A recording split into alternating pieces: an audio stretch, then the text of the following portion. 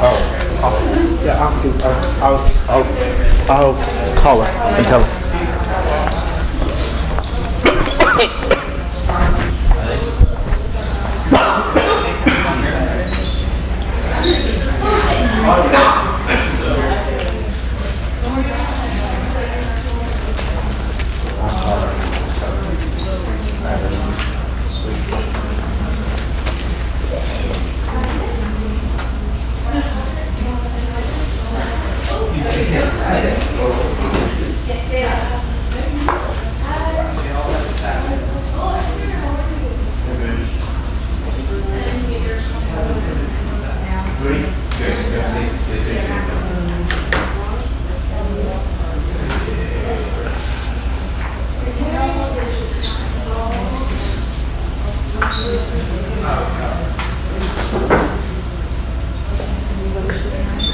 Nobody's here. I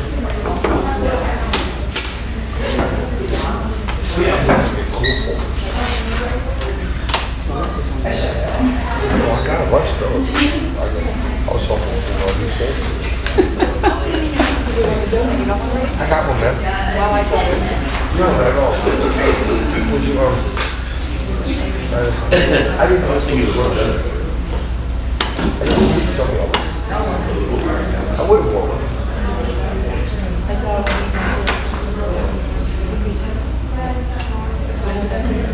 All right, good morning, everyone. Good morning, sir. I think it's about time we go ahead and get started with the training that we're having this morning. I'd like to welcome you. I know it's going to be 3 hours long, but it's something that will be beneficial to all peoples involved. For our clubs, for our student senate, for the interclub council. And this is my senator project, but it's for the betterment of all of us together as student leaders. So with that being said, there are a couple things that I do need to request and let you guys know. First off, we do have donuts, coffee, juice, and water in the back. You're free to get up and get that at any time you'd like. Just make sure that you try not to disturb anybody while you're doing so. Second, if you have cell phones or anything like that, please either put them on silent, vibrate, or do not disturb so that you do not disturb anybody. And also for the sake of not interrupting anybody or for the people who are also trying to concentrate on the presentation. Finally, at this time, I'd also like to introduce our speaker at this time. He is Mr. Lorenzo Cuesta. He is a registered parliamentarian. He's also, actually he can introduce himself. I'm not very good with words right now. I'm very nervous. So at this time I'd like to introduce Mr. Lorenzo Cuesta. Thank you. Rules, rules, rules. Everywhere you go, you come across rules. You can't drive a car unless you learn the rules. You can't register at college unless you follow the rules. You can't even get a credit card to spend money on their expensive stuff unless you follow the rules. The reason we have rules is because the rules protect rights. So as you're looking through your Constitution and your bylaws, if you find a rule that you have some doubt about, or if you cannot give a strong argument for that rule being there, the strong argument being, it protects the group, or it helps us achieve our goals. If it isn't there for that reason, you need to dump that rule. Rules are only there to protect your rights. If you have a rule that is dumb, get rid of it. In my hometown, we still have a rule that says no locomotive may enter the city limits unless it is preceded by a man on a horseback with a lantern. No, I've never seen this happen, but I see it in the rules. And I see that, or something similar to that, in all your books, in all your documents. By the way, I had a chance to look over your Constitution, your bylaws, your agendas, your minutes for the ICC and for the Senate. I've got a lot of things to talk to you about. There's an awful lot in there that's great, but there's an awful lot of there that is just plain violation of the rules. So we need to talk about that. I gotta find time for that. So as you know, anytime you need to go to the restroom, get something to drink, get some more donuts, please do so. We're gonna keep going until 2 o'clock, and I assure you, we've got a lot of material to cover. I hope you have the handout. It's about 27 pages long, It's my brief version. It's 27 pages long. More than half of it is going to be resource. You will need to take it back and read it slowly. Or when you get to the ICC or you get to the Senate, have it in front of you and look it over and see how it applies and watch what's going on, and then you'll see the full value. About half of it. The other half we're going to work on right now. And some of it I'm just going to have to go word by word because it is so important and you all refuse to follow it. I mean, I've been doing this for 15 years with community college up and down the state. And I sometimes go back to the same college for 2 or 3 years in a row. And they still do the same thing wrong time after time. Their excuse is, we've got new people. Somebody should have reminded them the way to do it right. I really wish you would stop learning from rumors and stop learning from television. The movies don't know parliamentary procedure. For that matter, neither do attorneys. That is not one of their classes they take. So when you ask an attorney about parliamentary procedure, be prepared to walk away halfway through the sentence, because that's not what they're trained for. They're trained for serious stuff.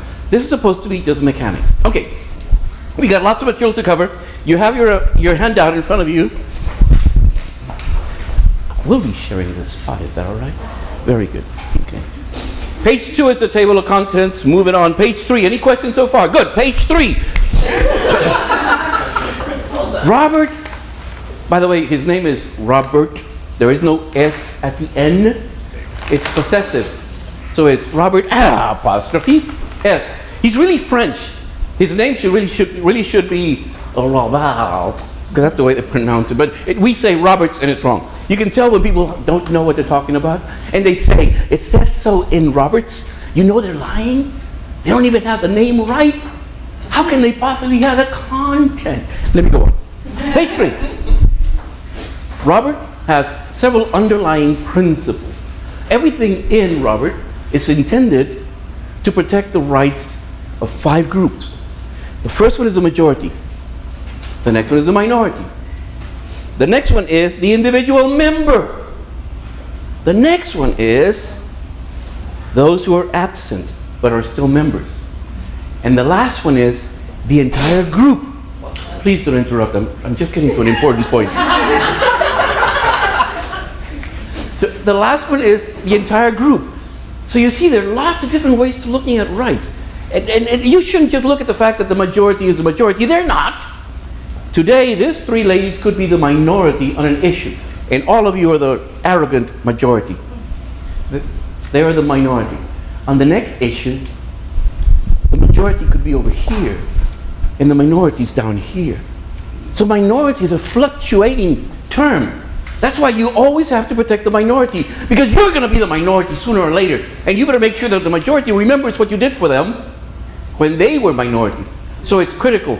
You must respect the minority. That's why we never take a vote and say, all in favor, and then everyone says aye. And then someone says, well, that settles it. Everyone's for it. We don't have to ask for the no. Wrong, wrong, wrong. The right of the minority must exist. Even then, Robert insists that when you ask for the no, you must ask for the yes. Even if you have unanimous consent by the majority, you must ask for the yes, for the no's also, because they have a right to be heard. Anyway, moving on. I'll jump the rest. You can read that slowly. You don't need for me to read it. I need to get to the hierarchy of governance at the bottom of page 3. Another problem with parliamentary procedure is that everyone says, well, this is the way we do it at such and such a place. So it must be right at this other place, because after all, we did it over there one way. It must be the same way here. Wrong, wrong, wrong.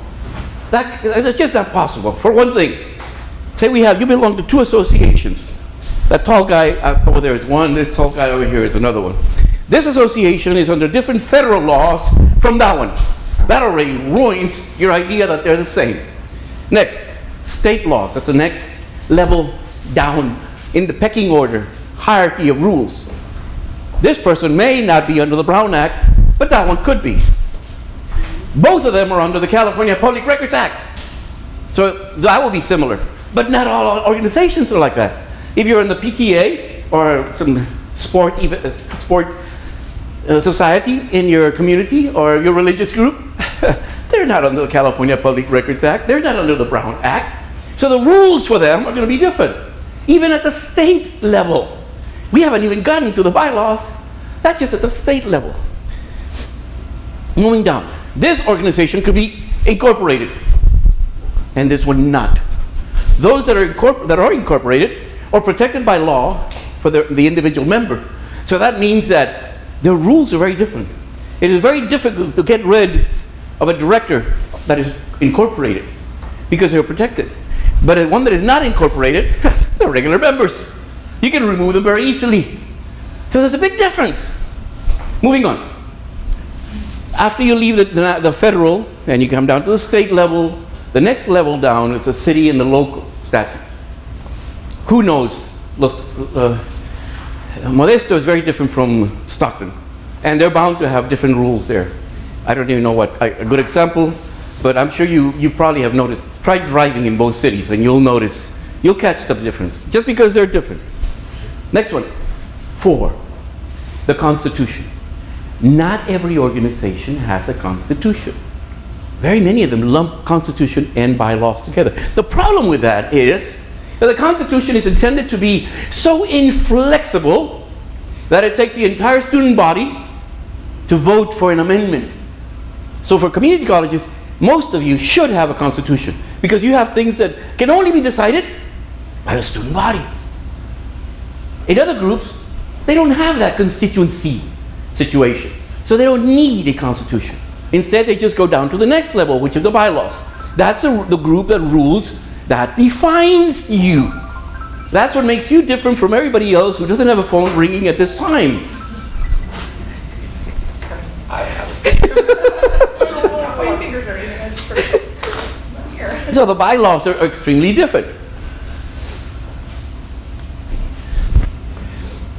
In the bylaws, in order to amend them, it doesn't take as much power to modify them. Usually it just means the board can do it. Maybe give notice, one meeting, and then have the vote the next one. You have that in your group.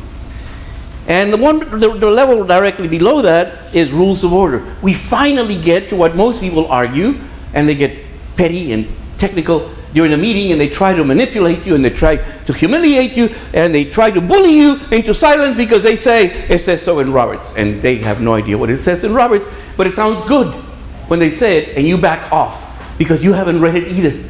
Well, neither have they. So you probably can challenge them, and they'll be wrong. They'll be wrong. Most of us use Robert's Rules. I know, it's a 700-page book. It's not only overwhelming, but you can't read more than 4 or 5 without coffee. It's not for me. I mean, I went on a cruise this past December. I took this with me, and this was my leisure. That's what I read for leisure. I thought it was a very nice activity.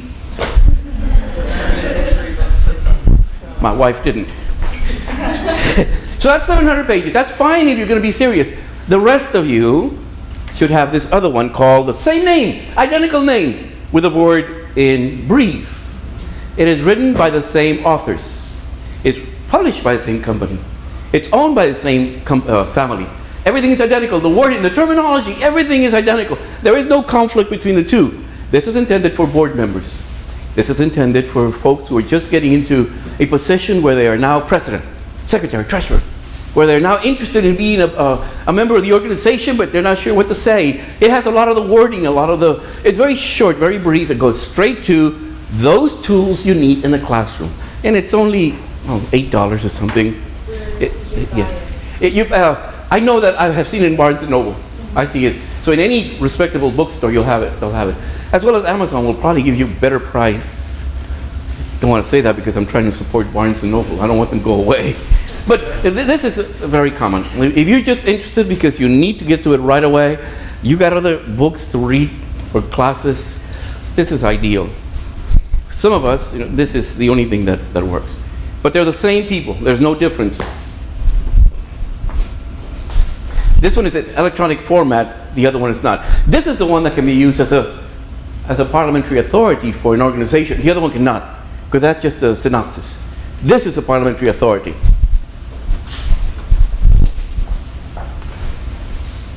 The next, after number 6, in this pecking order, number 7 is standing rules.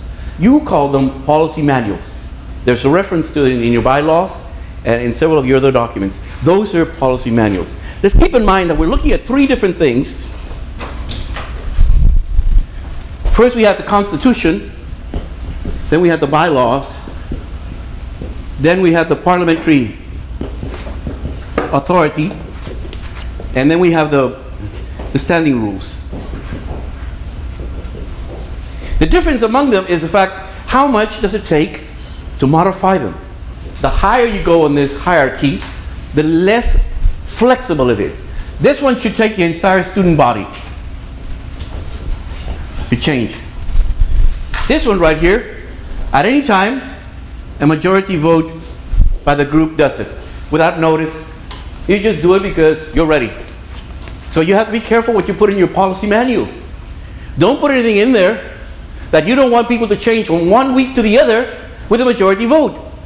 If it is critical enough, you need to mention it in the bylaws and say it's part of the bylaws, but it's included in the policy manual. As soon as you say it's part of the bylaws, then this one is going to take more. This is usually going to take at least 2 meetings. One to give a notice, and the other one take a vote. You call it 2 readings.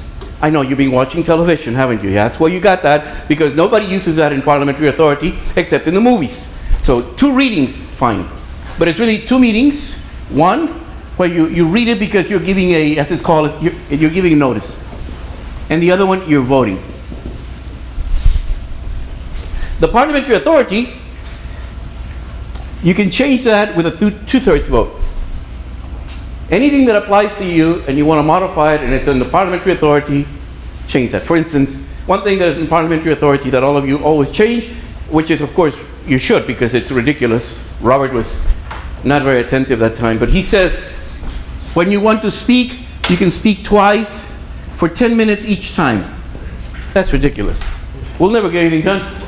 Not if you have 10 people in the room and you have 1 hour for the meeting, you're not going to get that done. But Robert says that on purpose, saying this is the minimum people should have, unless somewhere, either with a motion or in your bylaws or you're in your constitution or somewhere, you change it and you say, no, each one can speak only for 2 minutes each. That's more reasonable. I mean, after all, if you can't make a point in 2 minutes, you're not ready to argue. You're not. It's still confusing your mind. So 10 minutes just means let me ramble off and I hope I can fish something out of there that might sound intelligent, but if you're still awake after 10 minutes. So this is what I mean about flexibility. This is inflexible. It gets more and more flexible because this is also 2/3 vote usually, but it could be anything your bylaws state. And you see it gets easier and easier until it gets to be a majority vote. While we're here, let me talk to you about what the vote is. There are different ways of thinking of the vote. You can either be, say for instance, we're dealing with a majority. The question is it a majority of the entire voting membership? In other words, let's say you have, in your case, you've got 25 members. And if you say it takes a majority, does it mean a majority of 25? Say again? Or the majority present. Oh, that's another one. Thank you. I'm going to go down the scale. Or does it mean of those present? And in this case, present voting, which means actually votes cast.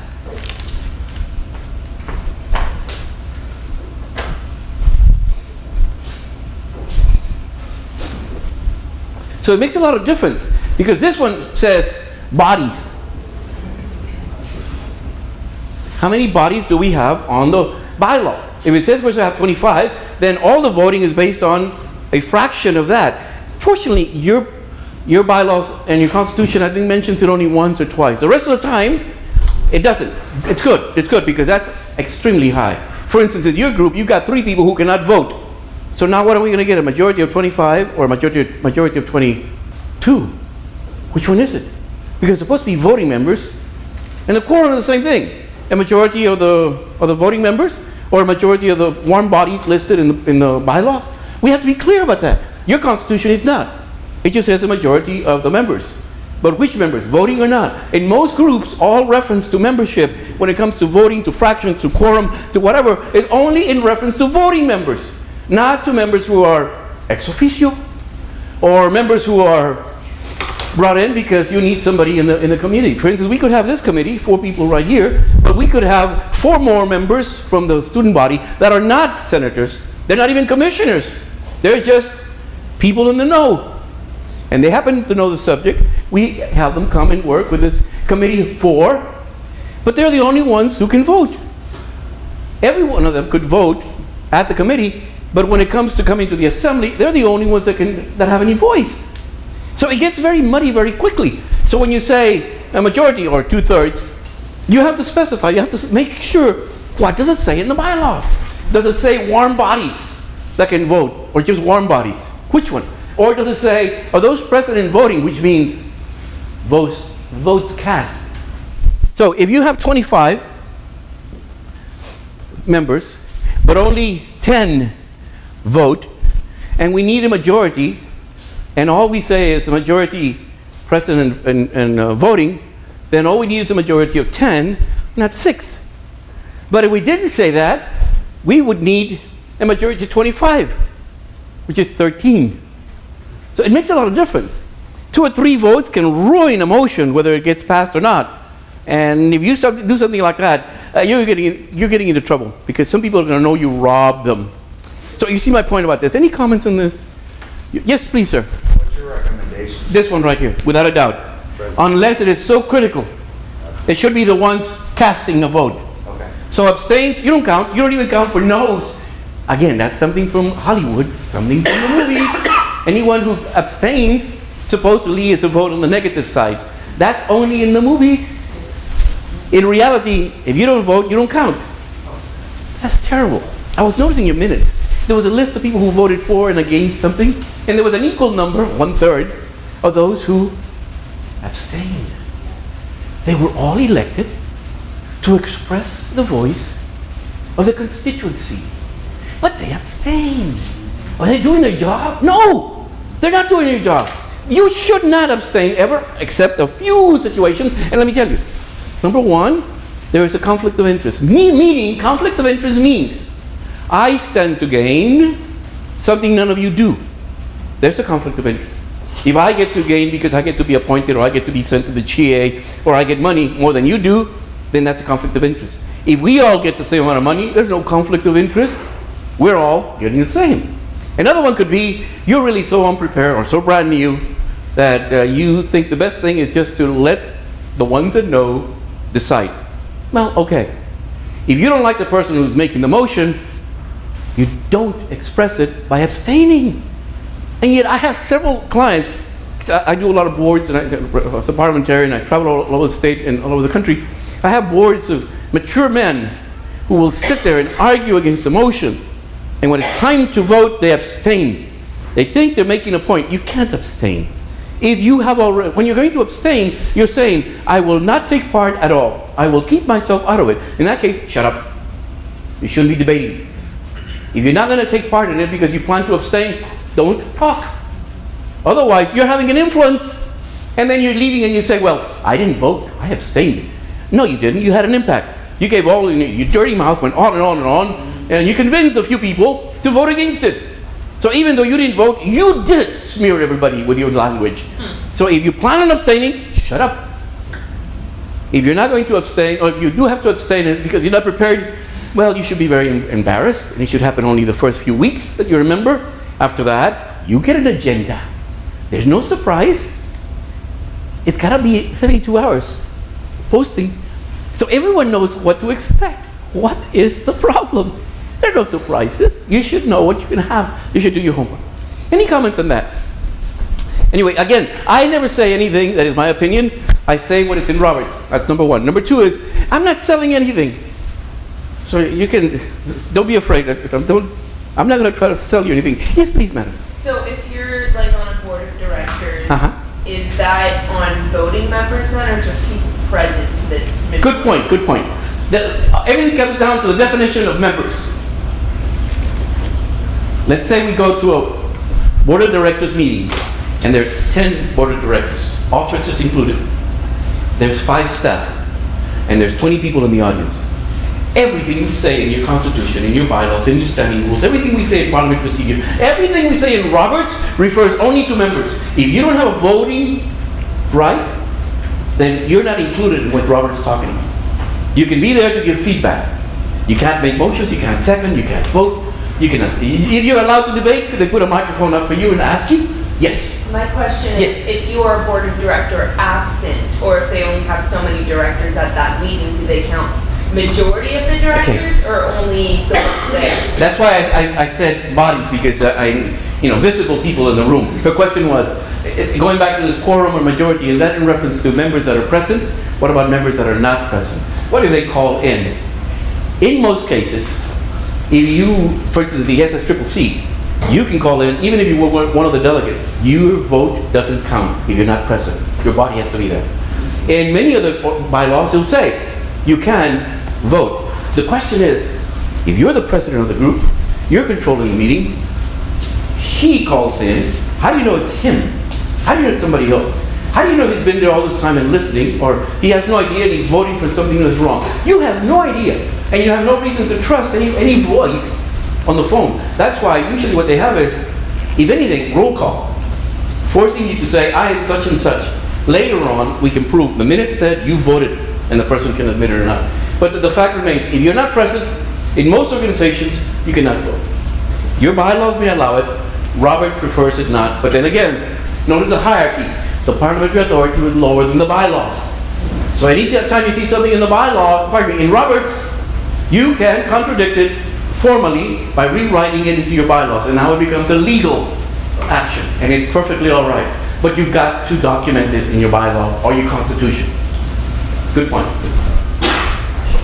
The very last one, this is a scary one. I went up from the top, the hierarchy, down to the very bottom. Here's a scary one. These are the unwritten rules that people recognize as custom. If we always do it this way, then no one can stop you from doing it this way again, because we always do it this way. And then what if you want to do it differently? Now we have a problem, because some people who want it that way for this particular incident are going to say, you're wrong, we've always done it this way. Well, when you have a custom, all it takes is a motion that contradicts it. Let's say that the custom says that you have to have the meeting from 9 to 10. And it's just a custom, you don't have it written anywhere. Just a custom, unwritten. You should be able to say, I move that we have the meeting from 9:30 to 10:30. Not a problem. A motion, a bylaw, a constitution, any of the other rules will always supersede the custom. Always. And if you have a custom and somebody can prove that the custom violates any rule, whoever can point that out gets to nullify the custom. And then we go on, because we found a reason for it not to be a custom, being that it violates a rule, and a rule will supersede all customs. That's why if you like a custom, make it a bylaw. Because if not, someone is going to catch you on it. Things are going to change, and you cannot rely on customs. But we have a lot of customs, lots of customs. And if you're not sure, next time you go into a meeting, look around you and see what's going on, and you realize that's not in the bylaws, but everybody likes it, and there's nothing wrong. Any comments on what I've said? Let me go to the next section, which is the one section that I get called for. Of all the different things I've been trained in, and I've been trained on a lot of serious stuff, in order for me to be a professional parliamentarian, I have to go through a 3-day panel exam, and it's just one thing after another. 3 days, constantly. And then I get hired out by a board, and they ask me, help me with our minutes. Minutes, of all things. I mean, can't you write English? I mean, you should be able to do it. So I put together this long list. It's on page 4. I'll go back to your minutes later. I don't want to interrupt now, because I've got a lot of stuff to show you. So, who took my? Oh, thank you. I thought she took it. Okay, 2 boxes. You have page 4. These are the things you should do with the minutes. I know you're not a secretary, and you figure I don't have to do this, but actually you do, because your motion will be written incorrectly, and you need to make sure that it's done right. So you need to know how it should be done. Okay, number one, use the agenda as a guide. You follow it directly. It's your template. I'll skip down to some of the more serious ones. For instance, number 5, and this one is a serious mistake on your documents. You have to write the full name of the maker of each motion. I read through your minutes and I couldn't tell who this person was. I didn't know if it was the first name, the last name, or the 10 people with that same name there. I had no idea who it was. And you can't do that. And the reason that it was wrong, the only reason it was wrong, is because in your roll call of your minutes, you write the word roll call and do nothing. You might have taken a roll call, I don't know. There is no listing of the people that are present and those that are absent. If you list it after roll call, if you listed everyone that is present, I know there's a lot of them, but then you got important stuff to take care of. If you list them, then throughout the minutes, all you got to do is refer to them by last name, and it'll be fine. You don't need a full name. But you can't refer to them by last name. I mean, in 2 years, nobody will know who Jones was. They don't even have a first name. No relation to any office itself. We don't know who they were. Those minutes are not right. I know, you don't have any obligation under the Brown Act to share minutes with the public. You don't. If you put them on the website, that's very good of you. But you don't have any obligation. That's not required. This is required for you, for your internal mental sanity. Because in 2 weeks or 2 years, somebody's going to want to know, who was that? Is that the same person as such and such? Because after all, if you know the person's name, you can tell, is that one of the people that could not vote? And you won't know. Okay, moving on. Number 6, you didn't have anything in there about the treasurer. Don't you receive a treasurer's report every meeting, every month? Do you receive? Part of the officer's report. Part of the officer's report, okay. Very good. Part of the officer's report is the treasurer's report. You need at least 4 numbers in there. Just like your checking account. What did I start off with? What did I spend? What did I bring in? And what's my final number? That's all. But you need those numbers in there somewhere. If not, then you need a hard copy attachment of whatever the accountant or the treasurer gives you. True, you don't adopt the treasurer's report ever. You never adopt it. You don't know what that guy's been doing with the money. And just because he put 2 numbers in front of your face doesn't mean a thing. You always have some financial audit at the end of the year or several times a year. And that's the report you adopt, but not the treasurer's report. But you're doing that, right? So I don't have to tell you. Yes, please. You want to know what they start off with, they brought in and they spent? Yeah, the 4 numbers are, what did we start off at the beginning of since the last meeting? How much did we spend? How much came in? And what's our balance? Just the way you do it for every time you bring up your checking account every month. Same thing. Let me move on. Some of these things are, I'll just skip. But number 9, due into the motions. Was there a comment over here? I thought I saw somebody wave. Okay. Due into the motions and the amendments in the exact wording as stated by the president. See, we got to keep track of one thing that I find very strange with you. You have a secretary. How is that secretary elected? The bylaws say they're not elected by the student body. How is the secretary elected? Is it appointed? What is it? Somebody tell me. Yes, please tell me. Well, we have a couple different. We have both members and then Senate members. For the Senate, it's an appointed position, and then they get confirmed Appointed by whom? by the president. It's not in the minutes. It's not. Pardon me. It's not in the bylaws. It doesn't say how that person is appointed. That's not there. All it says is everyone is elected by the student body except the secretary. But it doesn't say how that individual is. Well, anyway, I made my point. So now, this is one of the most important positions. It's one of the most critical ones, because if it weren't for the secretary, you wouldn't know what happened. And if you don't write it down, you don't have any power to tell somebody next month, we already voted on this. We already said we're going to give them 300. How dare you give them a check for 200? You have no power whatsoever. You need to get a secretary and make sure that you're very hard on this person. It is so important that if I'm the presiding officer and we're controlling a meeting and someone makes a motion and the secretary can't hear it, she needs to have a strong, or he needs to have a strong back and say, Mr. Chair or President, or hey buddy, I can't hear that, have him say it again. That person better have the backbone to interrupt the meeting, because it's not going to go in the minutes otherwise. I know, maybe you record it.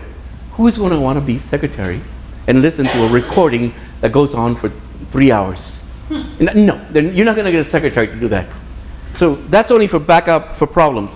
The secretary should be able to do it right then and there on her laptop, his laptop, on the template of the agenda. Just add it in there. And that's it.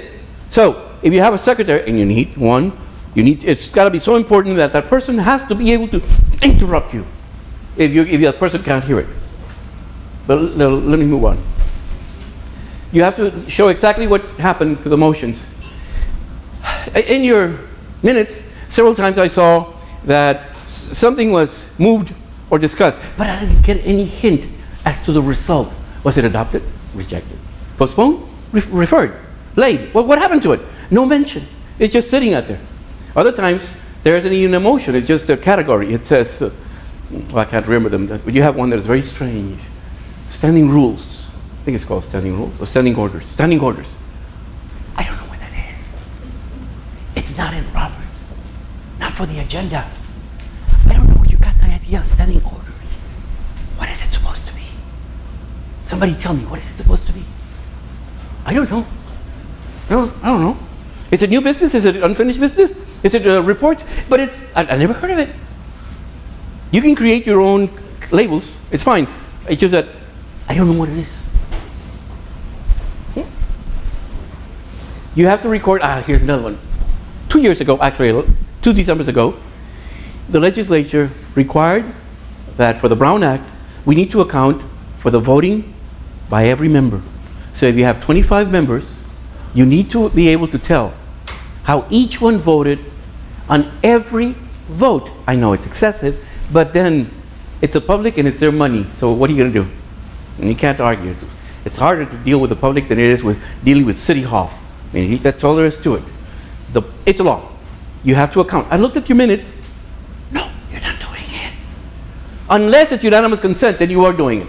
But quite a few times, there was a vote and I couldn't tell. And this is what you have to do. If you have the roll already listing all the members that are there, that are present, then you can go ahead and say, the motion was adopted, even if you say by a 10 to 5 vote, and then in parentheses you could say, in the negative were, and you list the 5 persons. Now we know everybody else voted for except these. Now we know how everybody voted, because we can tell. You're either in the yes or in the no, and you can tell. Unanimous consent, well, everybody said okay. They didn't fight it. But you need to make it clear. And this was a new item in the Brown Act this past December before last. And it's not being followed by most groups. You were lucky in the fact that yours said unanimous consent a lot. And that's fine. If you can do that, it's great. However, if you can do that, that means it must not be a very hot topic. It must be practically routine. If it's practically routine, you don't need to take a vote. Anytime you have a motion that is almost a routine decision, you don't need to take a vote. Robert doesn't like for you to use parliamentary procedure to get in the way of doing business or wasting time. He doesn't like that. He prefers 5 magic words. For instance, to adopt the agenda. Really? Is somebody going to say vote no? Really? Are they going to reject the agenda and say let's have a meeting without an agenda? Really? Is that going to happen? Come on. It's not going to happen. So, the 5 magic words are, if there is no objection. And you wait 2 seconds. If you're a slow thinker, as a presiding officer, no one objects, and you say, the agenda is adopted. Move on. Someone could say, I object, because they want to switch a few things around. They cannot add anything. This is a Brown Act, remember, you cannot add, but they want to switch a few things. Perfect. They say, I object, I prefer to have C before A. And so, 5 magic words. If there is no objection, we will move C before A. Count 2 seconds. It's adopted. Yes, please. Can you clarify if there are any circumstances where they would be able to add something To the agenda? that's actionable? Yes. Well, whether it's actionable or not. See, the Brown Act doesn't care whether it's info or action. They are treated the same way in the fact that they still have to be posted, regardless. Not ours. Yes, it is ours. It has to be posted. It doesn't make a difference. You cannot deliberate a topic unless you posted it. Allow me to interrupt what I was saying, because this is very important. In your minutes and your agenda, you have a category at the end that you call communication from the floor. What does that mean? Anybody can bring up any topic they want to? No, you can't do that. Brown Act prohibits it. How dare you say you're going to, let anybody have a chance to talk about anything? No. You can make announcements. In other words, one-way communications. But you cannot bring up a subject and then go into deliberation. That's a complete violation of Brown Act.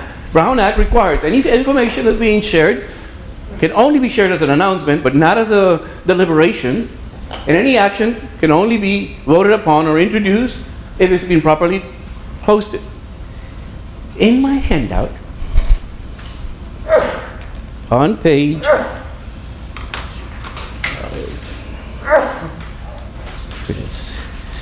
on page 23, I explain the three exceptions to this. Page 123. Should be more precise. Number 3, the 72-hour policy. And the three exceptions are, we're under attack from Martians, and everything is burning around us. We need to get home and water the plants, or something. And a true emergency. It's got to be a true emergency. Not the fact that, the snow season is almost over. I haven't had a chance to go ski. Why don't we call this an emergency and go home early, or do the following? You can't do that. That's not an emergency. It's got to be a disaster. If it's not on CNN, it's not an emergency. So it's got to make it to CNN. Okay, that's one exception. The next exception, and the one that you will probably be able to use. This one you can use. This is very likely that you might come across it. This is the only one. That's the second one, which means this came to our attention after 72-hour posting. We had no way of knowing. There's no way we can post it if it came up the day before. And we all decide that it's urgent. 2/3 of us decide it's urgent. But we didn't hear about it until after the posting. Then you can take action without posting. You can do that. Those are very rare. It really has to be urgent. 2/3 of you have to agree this is very important. If we don't take advantage of it, we're going to lose money. If we don't take advantage of it, the deadline will pass and something will happen. That's the second one. The third one is, you have a meeting and you run out of time and you say, well, let's adjourn now, but meet again this afternoon, continue the meeting. But you don't have to post it because it's already posted with the original. Okay. So I was covering two things that because what you said reminded me of two things. Of course, I have no idea what I was talking about earlier. What was it?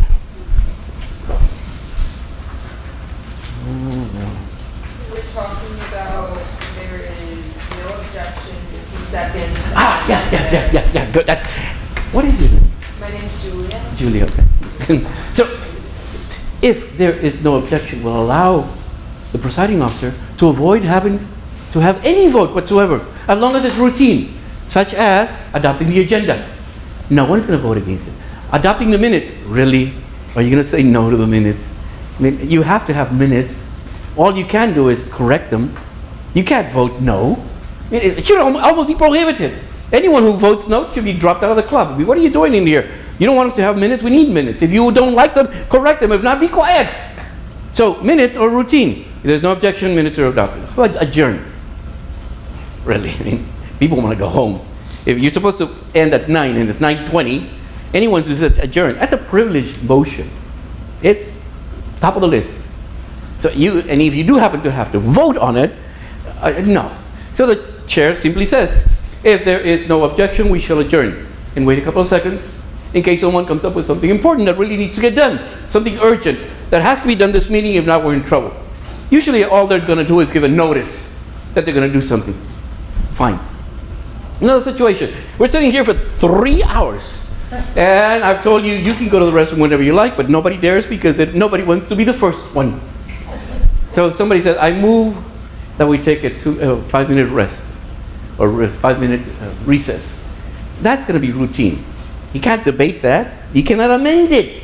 So why vote on it? Just say, if there is no objection, we shall take a 5-minute recess. If someone objects, well, people throw things at them or they'll just get up and leave anyway, so who cares? So the fact remains. Notice, if it's routine.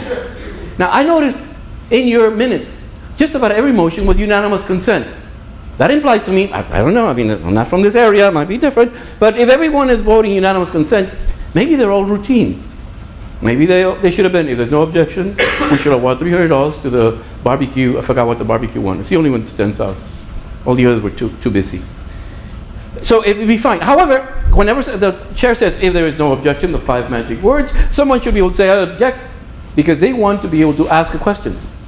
They want to be able to say something, to clarify something. And if the chair still says that, figures that, yeah, nobody seems to want to continue, again, if there's no objection, we will adopt it now. You keep saying it. If they really object, they want to vote, they'll say, let's vote. Or there's a lot of discussion. In which case, chair gracefully backs off and say, very well, we'll start discussing, and then we'll take the vote, and we'll make it formal. But if you say, if there's no objection, in the minutes it says, without objection, a motion to such and such was done.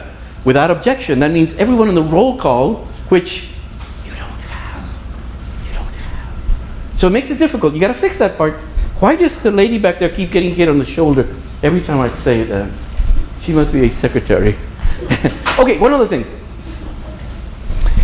When the chair, okay, let's say lady in the end says, I move that we buy 3 computers. I'm the chair. And I say, it is moved and seconded to buy 5 computers. The secretary will write down what the chair said. Not what's right, what the chair said. Because now the chair has just given you a motion, and if you don't disagree, and then she doesn't disagree, the motion is to buy 5 computers, not her 3 computers, 5 computers. We discuss, we vote, we adopt, we reject 5 computers. 5 may help her. 5 may hurt her motion. So it's up to her to object. Or somebody else can say, point of order, the motion was 3, not 5. And the chair, again, gracefully backs off, says, you're right, thank you. It is moved and seconded to buy 3 computers. But you notice, it's the presiding officer, his wording, her wording, that the secretary looks to. If a vote is taken, secretary doesn't stand there and go like this, making his or her own count. Secretary sits there and waits for the presiding officer to declare the vote and the winner. And secretary writes it down. Secretary has no obligation, should not. Because what if the two disagree? Her minutes, his minutes, are the ones that matter. So that could be wrong. Any comments on that?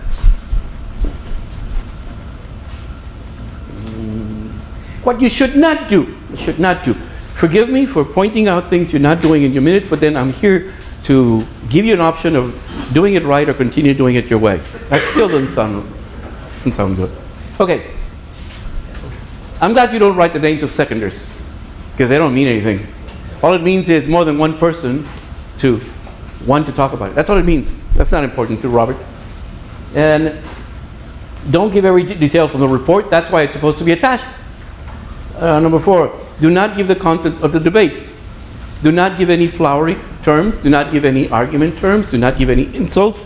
Do not give any personal opinions, descriptions. Do not give any wording. That is not, if it's not part of the motion, it's not part of the minutes. Let me say that again. If it's not part of the motion, it's not part of the minutes. So if people are discussing or debating, this is not a trial where you take down, a transcript of a trial, take down everybody's words. And that's not the same. A secretary at a board meeting is not the same thing as a secretary at a trial. So please don't do that.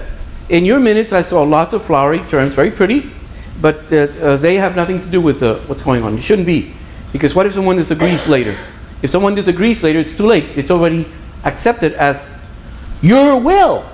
See, every time you adopt the minutes, it is your will that is reflecting.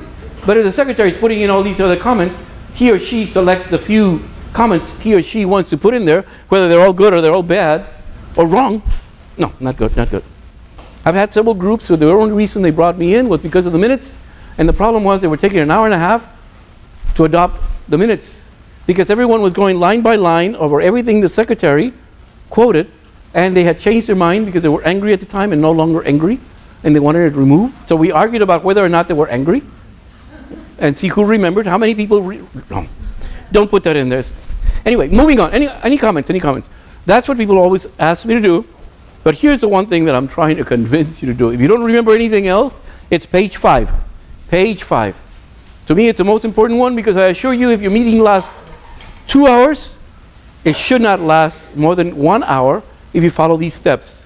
1 hour if you're still not doing them all. Page 5. I know you're doing this, but let me review them all as if you didn't know. And these are all out of Robert. Again, none of what I say is my opinion. All that I say, I can point to in a book, or in your bylaws, or in your minutes. Okay, number one, only one person speaks at one time. That means that just because she finishes talking, that doesn't mean that the next person can speak, because it's still her turn. We don't know when her turn is over. If you jump in before the chair has acknowledged the end of her statement, then it's still only one person, and it makes two of you. Number two says the second person cannot speak until a person is recognized. And it doesn't take much to recognize. Say, for instance, 3 people here on this row are seeking to be recognized so they can speak. So as a chair, I don't need to know their names. I can just point my arm. And what I'm doing is not just telling them, you have the floor, but I'm telling everybody else, be quiet. It's her turn. You all be quiet. Notice who I'm pointing to. So it tells you, do not speak. It's her turn. That's what recognition means. Recognition is not like the political campaigning that you see on television, where the chair now recognizes the delegates from the wonderful state of Alabama. No, it's nothing like that. It's nothing pompous. It's just to know, it's her turn, you all be quiet. And as soon as she finishes, it's her turn, you all be quiet. That's what recognition means. Number 3, all comments are made through the chair. This happens so badly. Let's say, for instance, the lady again is very upset. She says something that gets this gentleman over here very upset. You should see his eyebrows going like that. And he is ready to speak. So I call on him, and instead of him talking to me, he turns and tells her off. Does about everything except call her names. Now she's even angrier than she was before. He's still angry because he figures, I got her. Then she jumps in again and calls back on him and starts talking to him. Notice, none of this is going through me. They have just hijacked my meeting. They're the ones who are controlling it. So now she's angry at him, and it's going back and forth. Pretty soon people start taking sides. A little civil war. People take sides. And before you know it, you can't get anything done, because now you've got to placate one group that is following her wrong information, and then the other group is following his wrong information. So, no, you can't have that. If you are going to speak, you better talk to me, not because I'm a tyrant, though I tend to be. No, actually, I'm just arrogant. But not just because it's me, but because this way you will calm down, because you don't have any reason to be angry at me. You're angry at him. So when you talk to me, call him a fool, you're not going to do it in a way that he senses it, because you're talking to me. He doesn't get upset. He responds. He's not as upset. Now his wording is more mellow, calmer. So you're not going to get upset. And you can control the mood by making sure and insisting that they go through the chair. Not only that, but it forces that person to wait until she finishes, forces her to wait until he finishes. And again, we get right back to returning to restoring order. Okay, yes please. Does the chair have the power if the situation is too tense to not acknowledge either party and just say, we're not talking about this right now, do they have that power? You said a lot of things that are right, and a couple of things that I will make sure are not misled. If I'm the chair and she starts arguing a point that doesn't relate, that's number 4, by the way, number 4 coming up, that doesn't relate to the motion, I can tell her, do you have anything to say about the motion? No, she says no, then fine, move on. She's already admitted she has nothing to say about the motion. We're only talking about the motion. Whatever she brings up that is not in the motion, I can tell her, thank you very much, go to the next person. I'm not actually saying, I don't allow you, or I prohibit you. See, I'm not being the one, I'm being an ogre, but a nice one with a smile, right? Because I'm telling her, if you don't have anything to say about the motion, thank you very much, we'll go to the next person. Or let's say I go to the next person, and she starts off again, and I realize that's the 3rd time we hear it. I'll tell this lady, do you have anything we haven't heard? Everyone's still angry, and she wants to have her wording of the same contribution. But no, I asked her, do you have anything to say we haven't heard? And she says, no, thank you. Notice, I'm not shutting them up. I'm following proper debate protocol. We're maintaining decorum. And so we stick to, as number 4 says, we stick to the current issue. And even then, if the person gets to that issue and they start getting very upset, Robert has another rule in there that says no one may challenge the intentions of another. No one may verbally attack another member. You don't have the right to do that. For instance, if this gentleman made a motion and the gentleman on this other side decides, oh, I know why you want that motion. It's because your brother works there. Now, that's an accusation. You're challenging a person's integrity. That's verbal attack. Robert prohibits it. If you see that in one of your meetings, the chair must have a strong enough backbone to say, please, those comments are not in order. Let's go back. You say that a couple of times, no one will do it again because they realize they're going to be pointed out. Your comments are not in order.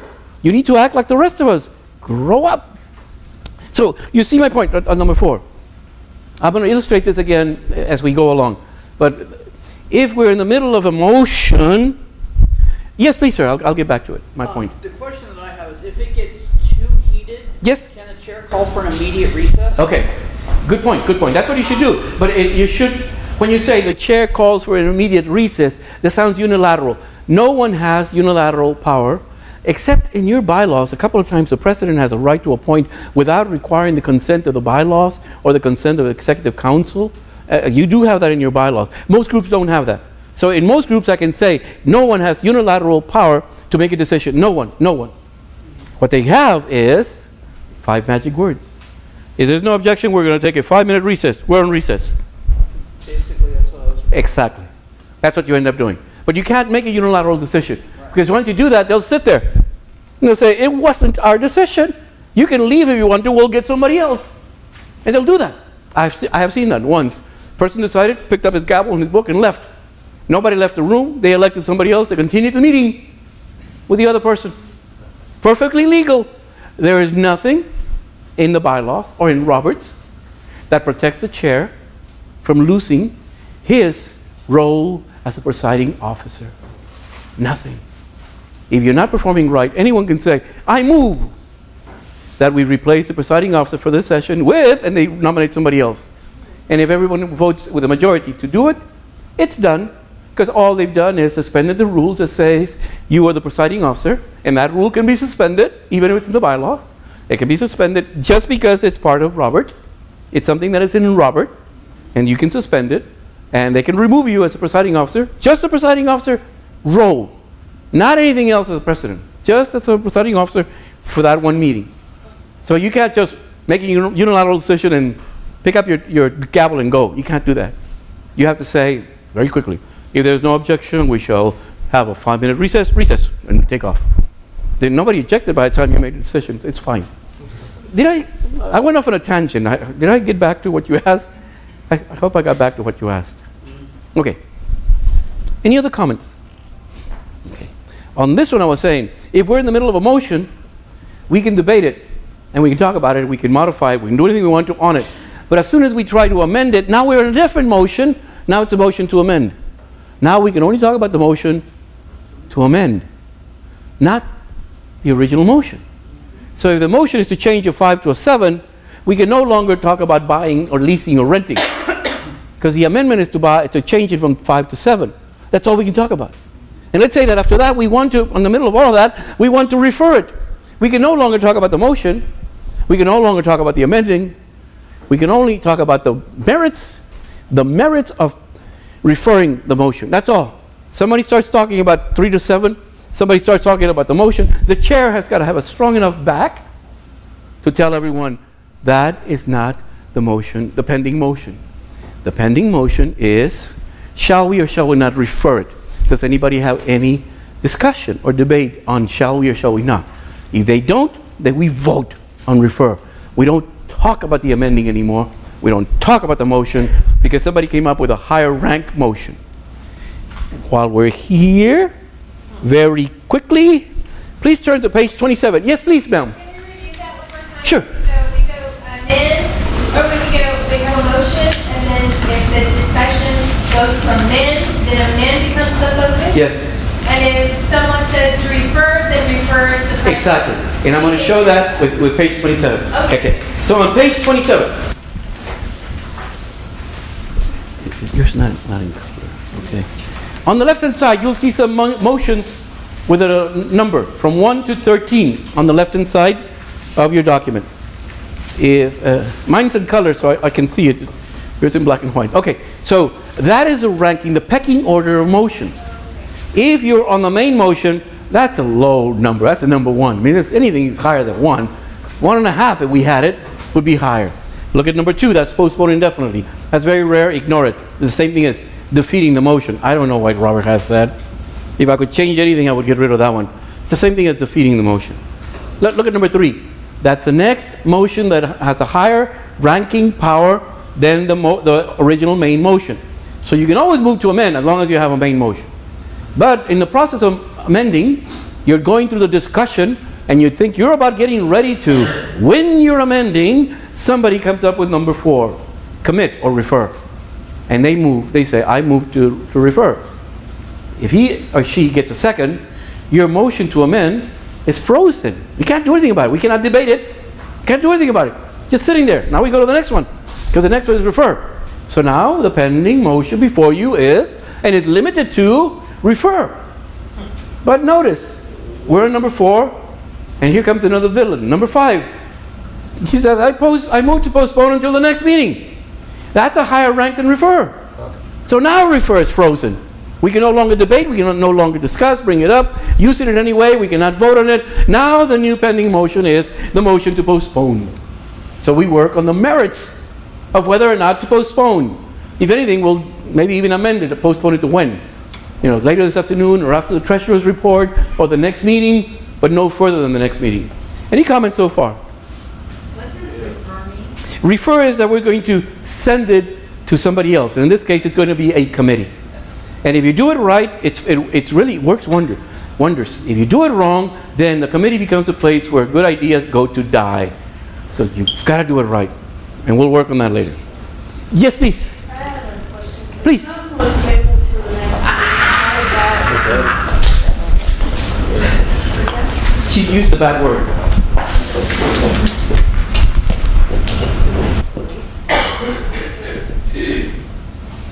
But go ahead and finish. I'm going to come back. It's not you. It's not you. Well, the finance committee tabled something. Yeah. Yeah, they have. About the, I know what I was talking about. I read the words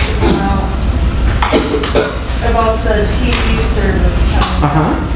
When we tabled it. Okay. Let me tell you what table means, and then you tell me what they intended. Because I read it in minutes, especially the ICC minutes, where something was tabled and I had no idea what happened. Because it was not used right. I don't know what it is. Here's what it means. The true table, and there's a whole script on this. The true table means we're going to delay it because of something urgent. But it's coming right back in a few minutes, probably. That's what table means. That's the only time it's legal. There's an urgency, usually temporary, and it's going to be a few minutes, maybe an hour. And it's intended to be just a short delay. That's why all it takes is a majority vote for this. Majority vote. It's very powerful because you get rid of something that you're working on very easily. Now, this is what people do. Instead of that, what people want to do is postpone it until some other time. That means without, it's not a delay, it's just a avoidance. They want to avoid it, or maybe even kill it. That's the real purpose. There is no urgency, and it's not going to come back until the next meeting. Usually, is what it means. But what happens is nobody will remember it. They won't add it on the agenda, and we'll never see it again. So when they say let's table it, what they're saying is, I hope we can just kill this, get rid of it. We don't want to see it again. But in reality, the definition of postpone, the function of postpone, and the definition of table are entirely different. That's why I said it's a bad word, because most people do it wrong. Again, it's based on Hollywood. And I need for you to knock it off. Don't do that. If it's not in your books, don't pay attention to it. So if it's tabled, it's a temporary emergency. For instance, we're sitting here in a meeting, and let's say that the president of the college pops in. You're in a board meeting. And you know very well you're waiting on him or her to bring this information on whatever.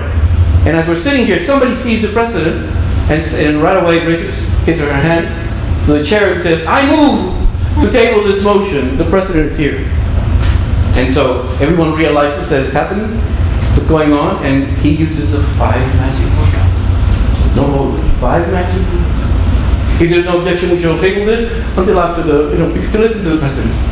President shows up and talks about something. Hopefully, it's in your agenda, so he's not deliberating on something that's not on the agenda.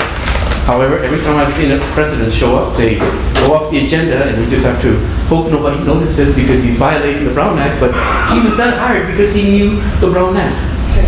So, we table for a certain emergency, urgency, and then, once that is done, someone raises his or her hand and says, I move to take from the table. Again, the chair then says, 5 magic words. If there's no objection, we shall take the motion from the table. And it comes right back. If you really mean to postpone it and kill it and avoid it, you need to have the guts to say postpone. Tell everyone truthfully, I don't want to see this again. Let's vote on not seeing it at least until after lunch, or after the threshold report, or until the next meeting. Any of those times. But that's postponing. And when you say table, usually you mean this. I have never seen people use it correctly. That's why I overreacted. It's like fingers down a chalkboard every time someone uses it wrong. Any comments on that? Moving on with the... So you see the ranking of motions. There's a pecking order. If you're sitting on one, somebody can pop in with the other one. As long as they get the right process, then they can just bump you right up. But if you know what can bump you, you try to make sure that the person who's angry at you does not keep being angry, and you amend it to include something he likes, so he won't dislike it. Actually, that's one of the evil sides of parliamentary procedure. Is let's say that this young man makes a motion, and I don't like it. I start coming up with amendments. By the time we're ready to vote, he's going to hate his own motion, and he's going to vote against his own motion. Then I did a good job. Okay, and that's the evil side of parliamentary procedure. No, but anyway, those are the motions. Now, let me tell you some more things. There are 5 columns to the right of the names of the motion. Not all motions can interrupt the speaker. Some of them can. If it has a capital I, that means that motion can interrupt anyone who's speaking. Next column. Second. If it has a capital S, then that motion requires a second. Third, if it has a capital D, that one can be debated. Capital A, it can be amended. The vote is usually M for majority, C for the chair, or 2/3. The asterisks merely mean there are quite a few options. Maybe you should read the 700-page book. So don't do that. Okay. I wanted to finish with number 4 so we can get into something interactive. No, page 5. That 6. I wish this would be more common. People don't seem to realize that this is very true. Number 6. No one has a right to complain. I don't know where people got the idea. If we go to the board meeting, we give you the chance to complain. No, you don't. If you get a chance to speak, chances are you have a right to amend and to vote and to postpone and to refer. In that case, do that. If you don't like an idea, amend it, postpone it, refer it, do something with it that is parliamentary procedure. That way, business can continue. Arguing doesn't help anything. If we have 2 people arguing, very quickly it becomes who's going to win, not what is right for the group, but which individual ego is going to override the other ego. And that's what we get. We get 2 battles of egos. We start getting people arguing. She won't give up, he won't give up. Who cares? We want to do what's best for the group. So we don't want to know who wins, we want to know what's right. Give us your best, we will decide. And that's why you don't have a right to complain. If you're going to complain a little bit, but give it your big ending of, here's my amendment, or I therefore move to refer, or to move to postpone, and then do something about it. The rest, it's self-explanatory, but I need for you to read it on your own. Let me go on to the next thing. 1, 2, 3, 4, 5, 6, 7. Very good, very good. Let's see. Yeah, no, I'm looking for 7 individuals. Page 6. Page 6. Thank you. Yeah. Who is the president of the ICC? Is that president here? No. How about the president of the Senate? Here? Oh, good. You're going to be the chair from now on. Every time it says chair, you're it, okay? Okay. And what is your name, please? Luis. Luis? Rebolledo. Luis? Luis what? Rebolledo. Oh, Rebolledo. Okay. It flows very easily when you say it. Sounds like you're in musical. Rebolledo. So, Luis, you're going to be the chair. So let me start this way. Please be A and B. The lady, will you please be C? And the gentleman in the gray, please be D. And the lady who's hiding her face from me, E. And the lady at the end, Z. Z. Okay, this is an example of what you should not have in your meetings. This is an example of what happens all the time. So I got to give you the wrong one, hoping you'll remember the previous page, and then we'll work on some more parliamentary procedure items. But when you speak up, the donuts should hear you, all the way back to the donuts. So, Mr. Chair, please start. Our next item under new business is what instructions to give the delegates. Do we have a motion? We should advise them to think of our district exclusively. No, we should tell them to think of all special districts in California. Please wait to be recognized. Which of you is ready to make a motion? Notice what happened. He asked for a motion, and instead what we got was 2 arguments. This is typical. It happens all the time. We get into 20-minute discussion without a motion. If we don't have a motion, what is it we're discussing? What are we going to vote on? What is it we're looking? We need to look for the details. But how can we if we don't have a motion? And everyone's just coming up, oh, I remember last year, the lady next to me, she's got 2 dogs, and they go on. So this happens all the time. Let's not do it. So let's continue. A. Shouldn't we discuss the topic for 45 minutes so that we can explore everyone's thoughts on what the motion should be? Typical. No, all discussion is limited to the motion on the floor. We cannot discuss aimlessly fishing for inspiration. Member A, are you ready to make a motion? Notice. The chair is always looking for someone to make a motion. If we see some discussion, the first chance you get, you stop and say, do you have a motion? It is not uncommon to have staff or someone give a report. Well, okay, there's no motion there. We need to get that information because we don't know. That's why we send it to them, to a committee, so they can get the information. So they got to give us the information. In that case, yeah, that's okay. Let them talk. But as quickly as you can, fish for a motion. Please continue. A. Oh, no, I'm sorry. Yeah, A. I move that we advise the delegates to vote for only for motions that favor us. Second. Notice one thing. The phrase starts with I move. I move. It's not why don't we, or what I think we ought to, or shouldn't we. You hear those vague statements, to put it mildly, that are mindless. They don't mean anything. If someone has a good idea, and they need to because that's what they're there for, they should be able to be brave enough to say it. I move that. Please continue, please. Please wait, Member B. I need to state the motion so that all know what the discussion is limited to. It is moved and seconded to advise the delegates to vote only for motions that favor us. Are you ready for the question? In brackets, I'm just giving you options in case you want to say it some other way, but that's okay. Just an option. Please continue. B. B. Wake him up. So does that mean that Member B, you must wait to be recognized before speaking. And anyway, the mover of the motion has the right to speak first on the motion. The mover of the motion, Member A, has the floor. Just a second. Notice what was said there. The mover of the maker has one and only one right that nobody else has, and that's to speak first. If he wishes. He could leave it for later. But he speaks first. He doesn't speak twice. He only speaks first. That's it. And everybody else has to either wait or recognize that he doesn't want to speak, then they go ahead and speak. Please continue. A. That's okay. I want to hear what others have to say. Member B, do you wish to speak on the motion? why can't the delegates just meet on their own and decide on their own? Isn't that what the delegates are supposed to do? Why do we have to spoon feed them? Notice what happened here. He's asking question after question. Some of these questions might be very good, but the important issue here is they have nothing to do with the motion. Nothing. And the chair should recognize it and point it out and stop it. Or if not, you can point it out and say, point of order, that's not what we're talking about. And you can cut off the discussion. Please continue. Oh, Chair, yes, thank you. So raise your hand and then thank you for your comment. Member C has just raised his hand. But wait a minute, I did not get any answer to my question.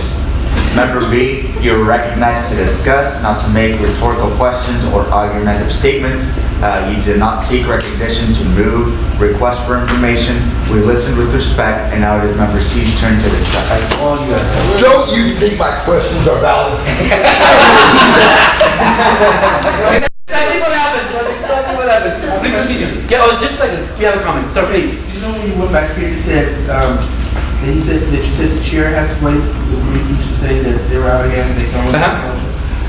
If they have a parliamentarian in their group, does that person get to speak, or Okay. is the chair supposed to speak? Good point, good point.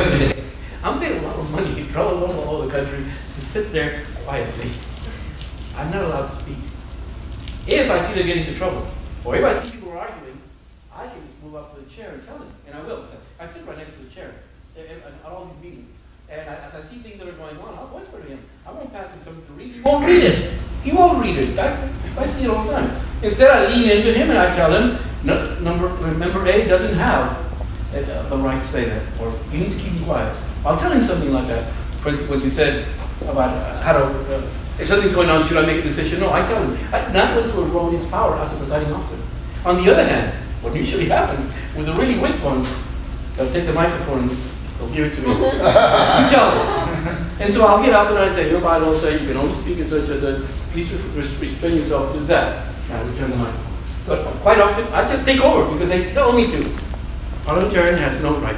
So only the chair has the right to speak at those meetings, and the parliamentarian are supposed to be quiet until the chair shoots him. He can't speak out of turn whatsoever. That's right. Unless, here's the problem. If you hire, if you have a member, be a parliamentarian, he's got rights. He shouldn't speak, but he's got rights. That's why these organizations that hire me, they want to hire someone who's completely out of the picture. Is this something with our sound system? Yeah, I'll just Sure. check it. Just keep talking. Yeah. If you hire someone, then you know very well that person has no interest one way or the other. So that person is only interested in making sure that the rules are protected and that everyone's rights are protected. Otherwise, he remains quiet. But quite often I'll have to jump in because I'm working with a presiding officer that is completely spineless. And everything is just going chaotic. So I have to jump in and I tell him, may I tell them the following? And then he usually will say, yeah, go ahead. Or if somebody asks a question and it's complex, and he has no knowledge, and he wasn't hired for that as a presiding officer. He was not hired because he's a parliamentarian. He was hired because he's a leader. He's the only one people are going to follow. He's the one that's going to get them to work. That's why he was hired. So he hires me to come in and jump in when something is wrong. The procedure is going to be followed. Never heard of it. Substitute motion. They'll just go, explain it.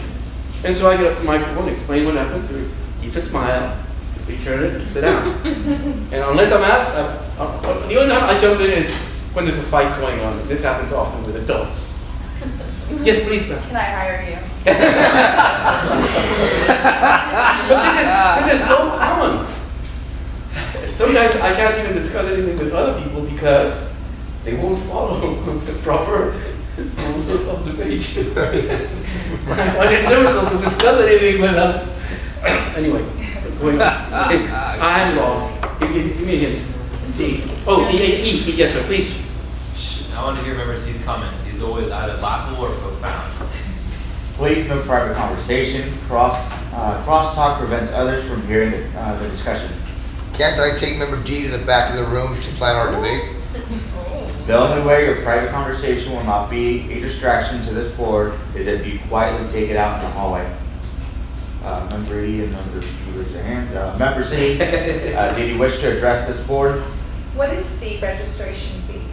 Member C, please confine your comments to the current motion. If you have no comments on the current motion, member B is our next speaker. Point of order, Mr. Chair. State your point of order, member. Notice what happened here. You clearly said who was next. But point of order, if you were to look at page 27, can interrupt. Point of order, you never wait for anything. Point of order says, there's a violation and we need to put a stop to it. You can't wait. We need to put a stop to it now. So when you see something as a violation, a serious one, not something petty, then you have to yell out, point of order, loudly. Make sure everyone hears you. The chair has no right but to turn immediately to that person and say, please state your point. let's continue. I have been seeking recognition for 10 minutes. You keep ignoring me. Actually, you even recognize members who already spoke and then ignored me. I have not had an opportunity to be heard. Your point of order is well taken. I apologize for that. Members who have already spoken will not be recognized again until those who have not spoken have had an opportunity to be heard. You have the floor, Member E. I forgot what I was going to say. But you see, this happens very often. You get to start focusing on people that are arguing, and you start neglecting the others. Because you get caught up in the discussion, and you want to find out, oh, what's the answer to that? Answer. What are you going to say? And you have other people that have not been heard. These two gentlemen should have spoken once and then been silent. Until you looked around and maybe nobody else was looking to speak. If nobody else is looking to speak, then you can go back to them. Otherwise, they have to wait their turn. Because if not, they're monopolizing the meeting. And once they monopolize it, they just rob you of your control. And it makes you look spineless. So, when she would say, point of order, you need to turn and make sure you're very graceful and you recognize that you were wrong, admit it. And that's the end of it. If you don't admit it, it'll never end. So that's the end of that, and we move on. Any comments on this? I was trying to have you see the different examples of what should happen. Now let's look at the 6 steps. If you were not to use the 5 magic words, the 6 mandatory steps for formal and very debated motions are as follows on this next page. There are 6 parts. The first one is somebody has to be recognized and they move. Second part is someone we don't care. Seconds. Third one, the motion is stated by the chair. The chair has to say, it is moved and seconded. If it's not seconded, then the chair doesn't say that. Because if it's not seconded, we're not going to hear it. Even if the person said it very loudly. Number 4. Now, we go into debate or discussion. Keep in mind that some motions are not debatable. You need to look at page 27 for that. Then we're... Oh.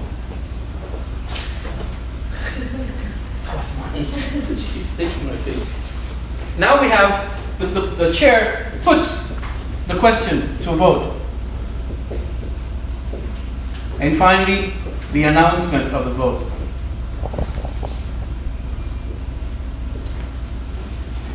Forgive the lack of parallelism on this itemized list. I should have given it more thought. It's not parallel.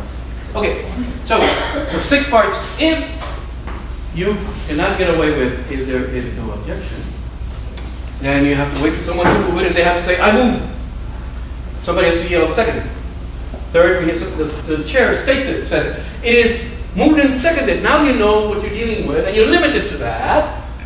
Then we go to debate, if permissible. Finally, the chair sees that nobody else wants to debate, or we don't have anything new, and the chair says, all those in favor. No, actually, you have to repeat.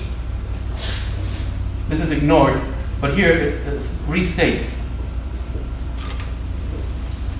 I added there, it's not one of the major steps, but it's something that should be done. The chair has to restate the motion. Notice what happens.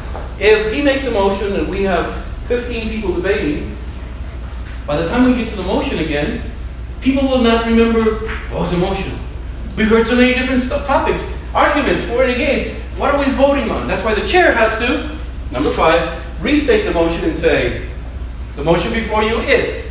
And then the chair says, all those in favor indicate by, well, we can't do this under the Brown Act. We cannot vote under the Brown Act by saying aye and no. Because we have to account for everyone's vote. If it's a voice vote, you don't know who voted how. You can't tell.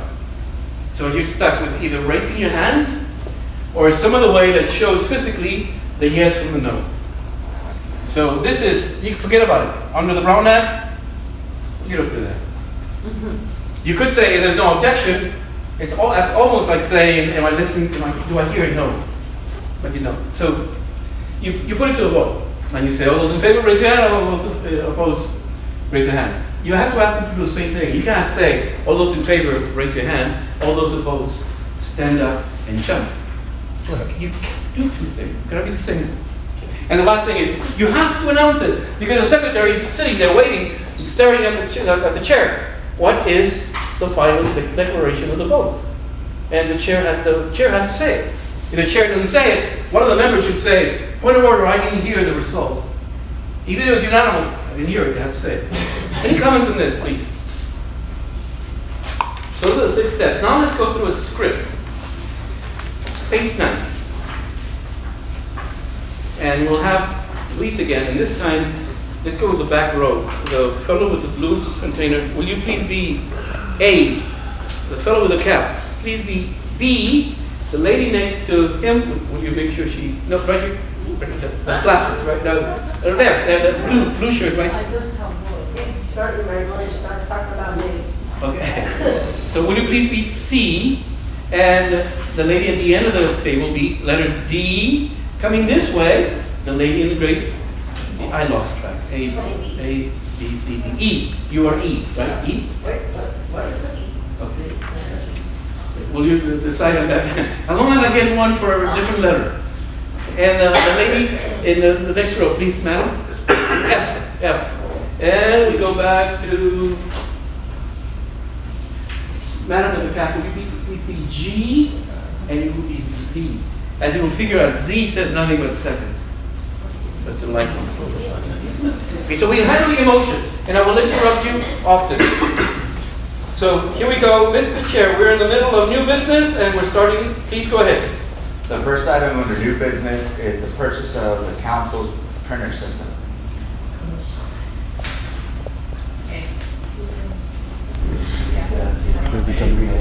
Madam Chair. No, Luis is I know it says madam. You told me to read the script. Yes, but let's try to be realistic. Let's not insult anyone. So, Mr. Chair. Mr. Chair. Okay. Thank you. I move that the council purchases a printer system at a cost not to exceed $1,500. Second. Notice what's happening so far. I put in bold letters the steps, so you look for these 6 steps. And so far, all we have is someone is recognized and makes a motion. I move, and then we have a second. Let's continue with the chair. It is moved and seconded that the council purchase a printer system at a cost not to exceed $1,500. Does that mean? Yes, you're back. Are you ready for the question? A and B. Mr. Chair. Mr. Chair. Okay, let's not stand up for the sake of the workshop, but normally you would in a. Thanks a lot, appreciate it. Especially a large environment. If you had a group like this, you probably should stand up. If you only have 7 or 8 delegates or directors, don't bother, because you can all see each other. Yes, please, madam. For the secretary to know who's made it, or do you, that's not in the minutes, the first and second, it's just that. Just the mover, not the second. Just the mover's name. And if you wrote it on the roll call, then you can use whatever shortcut you wish. Even initials will do, as long as we can tell from the roll call. So the last thing we said was A and B were together. So now let me ask the gentleman over here. A and B sought recognition at identical time. Who should the chair recognize? A and B, A and B, A and B. Why? Why? She started first. Thank you. You can hear it very well. The guy next to him told it so. Yes, the person that moves, when you have 2 people, the person that moved or the person who has not spoken gets to speak. Or if not, if you heard 2 people speak for, and you can tell that of the 2 next one, or one of them is very angry, well, those 2, the one that is against, probably to speak next, because we already heard several people speak in favor. So then we would go to the negative. So that would be just as a matter of an answer to this so far. Please continue. A. I have distributed several documents illustrating the specifications and benefits of the best printer model under $1,500. That is the one I suggest we purchase. Mr. Chair, shouldn't we just buy an e-screen instead? Why can't we just replace the microphone system instead? I know, let's buy an iPad for each officer instead. Thank you for your comments. Are you ready for the question? Completely ignore him. Sorry. Mr. Chair, point of order. Madam Chair. What? Oh, yeah. What? What is your point of order? Member A has already spoken once, and there are others seeking to speak. Member A should not be recognized again yet. Your point is well taken. Member A, please sit down. Mr. Chair, I move to amend by striking 1,500 and inserting 2,000. Okay, let's stop right now. Let's stop. Thank you. Will the mover of the motion and the person who amended it please come forward? The mover of the motion and the person who amended, please come forward. Please come forward. Thank you. E, right? Because I moved to amend. Yeah, the amended. Yeah. Okay, so you're amend, right? Yes. So you please have a seat. And you're the motion maker, okay? The only reason I'm doing this is I want you to realize who is the person that has the motion that is pending. What can we debate? We started with the motion. So we take care of and handle and deliberate on what he said. But as soon as this young lady moves to amend, now we are going to ignore him. We can only talk about what she said because her motion is the one that's pending. The further we go to the right, the more we're closer to the pending motion. Okay, whoever we leave behind is not pending. So let us continue as we're going. We had a motion to amend, and who's next, please? Let's go to the next page. It is moved and seconded by striking 1,500 and inserting 2,000. Is there any discussion? Is it her turn? Is it? Or UF? No, I'm not. She doesn't want to. Oh, okay, that's all right. That's okay. The lady in the military sleeves, will you please be F? Mr. Chair, I move to refer the motion to the Finance Committee. Will you come over here and have a seat? Refer. So notice what's pending. We still have a main motion we have not gotten rid of. We're still handling it.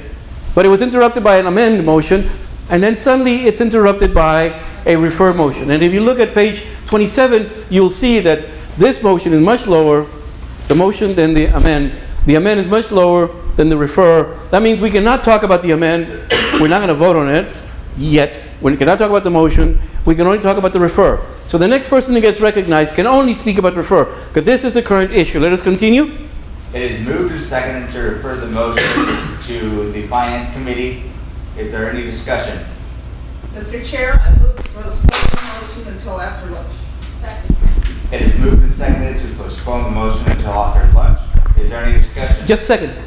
Postpone. Will you join us over here, please?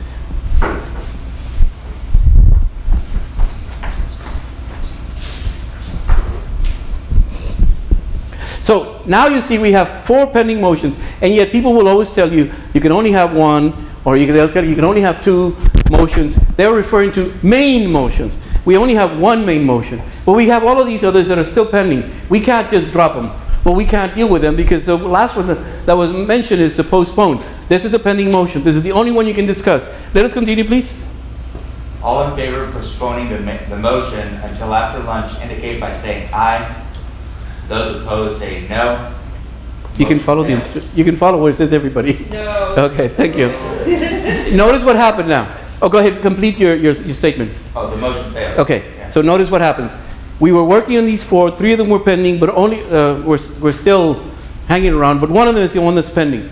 Okay, her motion was defeated. Please take your seat back. And look what happens. Once we defeat that, all we have done is discovered what remains, but in the same sequence, because the hierarchy remains. So let us continue, please.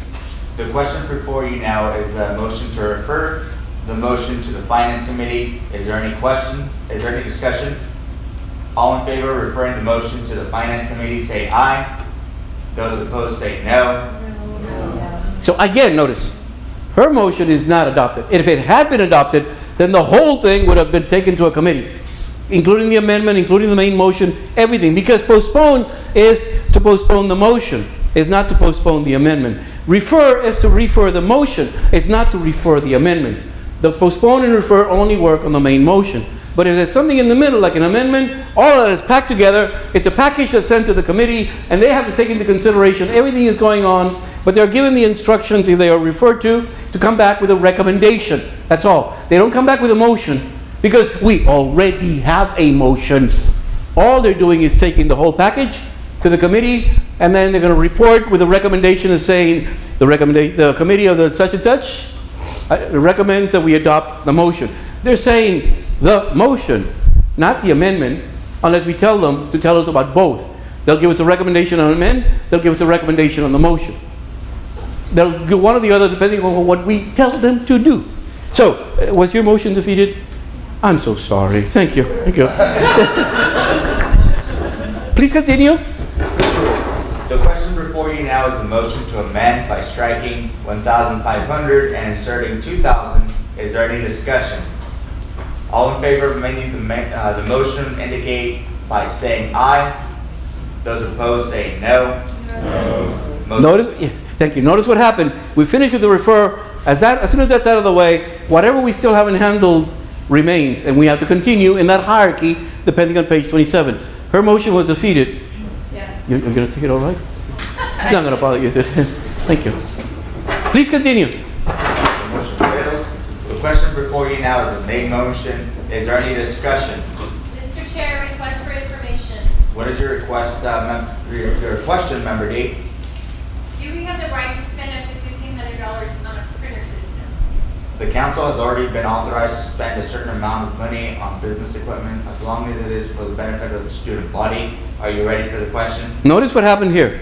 Again, we were interrupted. If you look at page 27, there's an entry at the very towards the bottom under the section referred to as incidental motions, and it says request information. And you notice it has a capital I. No, it doesn't have it. Okay, that's one of those I have to explain. Okay, I'm glad. In reality, you can't interrupt, but what you're interrupting is the sequence of the motions. What you're interrupting is to get enough information to help you decide on the voting. You don't interrupt the person that is speaking, you interrupt the motion. And the I refers, can you interrupt the speaker? So you don't interrupt the speaker when you request information, but you have the right to stop the debate so you can get information. Notice, you cannot say, isn't it true that if we buy this, we're going to have to get into trouble, blah, blah, blah, blah, blah, blah. That's not request for information. That's debate. You don't allow that. Request for information interrupts to gather information. Please continue. Step 5. Oh, there we go. Thank you. The question before you is, shall the council purchase a printer system at a cost not to exceed $1,500? All in favor of the motion indicate by saying aye. Aye. All opposed to the motion indicate by saying no. That's about half. Yeah. The ayes have it. The motion is adopted. Notice, I got to stop you here. Notice, I got to stop you. First of all, he mentioned the motion, repeated the motion before he took the vote. That's mandatory. You should demand it. There's no right, no one can force you to vote without knowing what you're voting on because things have changed. That's one thing. The other thing is, nowhere, when a person is elected as presiding officer, is one of the requirements that he can tell fractions. It's not required. All that is required is, you lead us. If you do it wrong, we'll stop you. Well, let's say that it hadn't been so equal. Let's say that only 1/4 of you said yes, and the rest of you said no. And he said, the ayes have it. Obviously a mistake, but maybe the ayes are closer to him in more ways than one. Okay, so he agrees with them one way or another. You still have the right to do the following. Let's continue, Z. And what this is saying is, divide the House.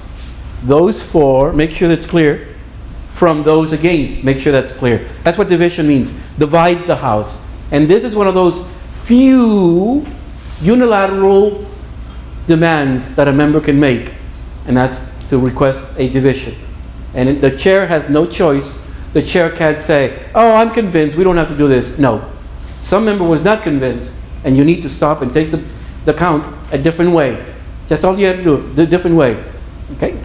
So let's continue, Chair. Division has been called for. We need to retake the vote. Let's not stand. But by rising, all in favor of the motion indicate by, just raise your hand. Yeah, Okay, raise your hand. By raising your hand, Uh-huh. most do so. All Okay. opposed by the motion indicate by raising your hand. Mm-hmm. The ayes have it, the motion is adopted. The council will purchase a printer system at a cost not to exceed $1,500. The next item under new business is... Thanks a lot. Appreciate it. Thanks a lot. I know I was being repetitious in that, but this is one of the most common problems handling motions. People don't know what to do next. People get lost. People argue, Robert says you can't have two motions. They go on and on and on, you can't get anything done. I wanted to illustrate how the process works where you have several, illustrate the hierarchy, illustrate what you're supposed to be working on, and that's why you take the vote in a particular way. I wanted you to illustrate what if you don't agree with the vote, division. You only need to say it once, but they're not going to hear you, so you need to say it 3 times. He'll pretend he didn't hear you. And also how to use point of order, how to use request for information. These are the 3 most common interruptions, which are all legal, and you can do it all the time during a meeting, as long as you're not doing it to deliberately delay time, because then the chair could say, that's the delegatory. I'm missing a syllable there. Oh, no, it's when you're delaying something. Delegatory? No. Oh. Which one? Delegatory. I had the accent on the wrong syllable. Delegatory. Yes, that one. So when you can tell someone is doing it on purpose, then you can stop and ignore them. But other than that, you got to be careful. You don't shut anybody up. You don't shut them up unless you have a good reason. Any comments on what we've done so far? Donuts are still available. The restroom is still not charging. If you don't say anything, I'm going to continue because we're getting to the next critical motion. Okay, the most important motion is the main motion. Everything happens to it. It gets kicked around. When you're done with it, it doesn't look anything like what you thought it looked. But the one that really is important, the one that is the best tool for you is the motion to amend. Remember, that's one of the low ones, unfortunately. But it's the one that allows you to perfect the motion. It's not good. Or just mess with. Or just mess with, that's right, until he hates it. But we have to keep in mind that the motion to amend gives you an opportunity to replace things, to change things, to add things. Imagine that a motion is just a series of bricks. And you can amend this motion, every word is a series of bricks, by either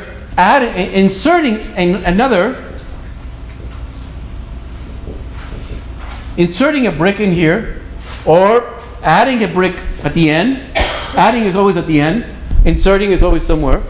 Or you can also delete something. Delete one of these guys, take them out. Or the one that you're most more familiar with, the ones that you always think of, that you take this guy out, but you insert something else in its place. So there's really only 3 ways to amend a motion. Inserting and adding are considered the same. The difference is one is in the middle somewhere, the other is at the end. But that's the same way. It's called Form 1. The second form is this one, where you delete something. And the third one is when you delete something and insert something else. I don't know why, but Robert did not like the word delete. He always said strike. He never says delete. Even though he was an engineer. He was an engineer. He didn't like mathematical terms in a way. Anyway, so that's what you can do with a motion. What I normally have heard is, that's the motion, and then someone says, I move to amend, and they come up with something completely different, has nothing to do with what's going on. It happens to have maybe the same verb. And now you've got, well, you don't have an amend, you've got a substitution. That's too awkward. You shouldn't do that. And it's unnecessary because people get lost. Let's say the motion said, I move to amend by buying 3 iPhones. And someone said, no, I want to amend that. I move to amend by renting 3 PCs. It has almost nothing to do with the first one. 2 different topics, different words. You can't accomplish the second one by inserting something in the first one, or deleting or adding. It gets very awkward. So when somebody comes back with a second statement that is so different that it's like they're 2 different motions, ignore them and tell them, the motion is this. How do you want to amend that? And the way you would amend it is, you look at every single word and you decide, very analytically, you decide, I want to assert a word right there. Or you say, I want to remove that particular word. That particular word, you have to say which one. Or you'll say, see that word right there? I want to replace it with another word. And you tell them what. It could be a word or a phrase. It's very specific, very limiting, and most people are not used to thinking like this. Most people are used to thinking in paragraphs, vaguely, mindlessly, purposelessly. They just go off. And when you're trying to get everyone to agree, we can't, because we don't know what this guy is talking about. He's just off the wall. But if you force him to stick to something clear, now we know what we're working on. So that's what we're going to do now. We're going to go through 3 examples, starting on page 12. And Luis, you're going to be the chair again. That's the bottom drill. But let me give you a better idea by going through the box at the top of page 12. Let us say that the original main motion was, I move that membership not be restricted on the basis of race and religion. Every one of those words is one of these. I move that membership not be restricted by membership, race, and religion. That's every word. But you're sitting there as a member thinking, wait a minute, he left out age. I want to add age. You don't rephrase the whole sentence. You don't give it all over again. All you say is, I move by inserting. If you cannot say, I move by inserting, you're not amending. You're not thinking in a parliamentary procedure fashion. So you have to say, I move to amend by inserting the word age after the word religion. Notice how precise. Very, very analytical. And so that if the chair is going to restate it, he'll say that the motion before you is that membership not be restricted on the basis of race, religion, and age. And that's how it's voted on. Do you see that? I need to make sure you see what we did. Okay, because now what's going to happen is, here's the hard part. And after, you haven't had a donor in a while, this may be a little difficult. And we're coming to this row now, folks. Chair, you're still the chair. The motion Just a second, let me tell them what they're going to do. Just a minute. He has the easy part. That's why he's jumping in. Okay, so he's going to be the chair. So, would you please be A? And here's the problem. He's going to read a motion. You need to look at that motion and tell me how you would amend. It doesn't have to be brilliant. It just has to be correct. How you would amend those bricks by inserting another brick, okay? Okay, here we go. Go ahead, please. The motion is to purchase a printer system at a cost not to exceed $1,500. Are you ready for the question? Chairman, I move to amend the motion by inserting. Look at your motion there and think of something you can insert, either a word or a phrase, anywhere. See, this is the difficult part about working with motions, is how you perfect them. By inserting a printer system and a computer. So, notice what it said, inserting printer system and computer. If we were to adopt it, it would read in the following fashion. The motion is to purchase a printer system, and computer at a cost. Printer system is repeated. Notice, because you're asking to insert it again. Okay. You see what I mean? Can you reword it, or? Yeah. I move to amend the motion by inserting computer. Very good. Just tell us where. After what? After where? System. After system. Very good. Okay. I hope you heard it, and you haven't heard it. The chair is going to now repeat that to you.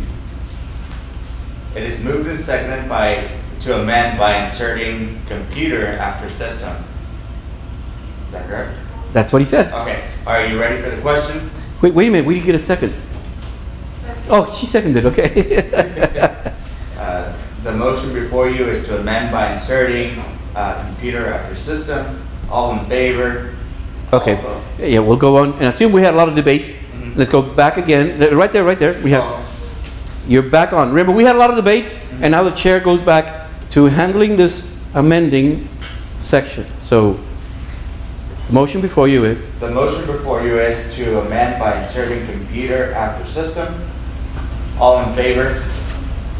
Oh, I have to restate the whole motion, don't I? No, you just did by inserting. You already said, because it's an amending. Okay. Oh, okay. It's an amending. You did restate the amending. Okay. Now, it's the next part that bothers me, and no one seems to be bothered by it. Okay. Wait, yeah, yes, ma'am.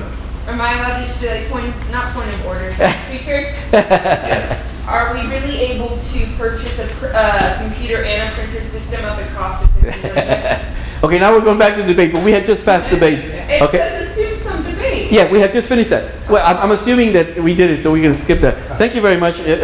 You're next on the next one, so don't go away. But here's one thing he said. All in favor, and he went silent. Somebody over here raised his hand. Why? No, not until they tell you. What if he meant for you to stand up? He's only going to count those as stand. And you raised your hand. So he didn't tell you what to do. He has to say what to do because he's saying, I'm going to count hands by saying, please raise your hands.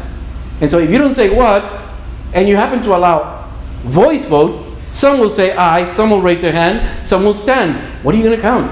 What if some do all three? Exactly.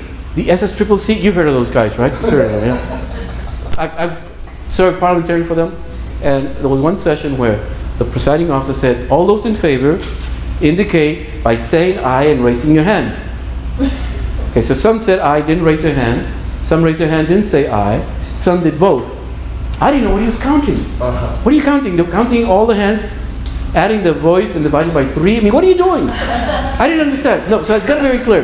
You got to tell them, raise your hand, or stand up, or whatever. In this case, it's going to be raise your hand. So let's continue, please. You're back to all in favor.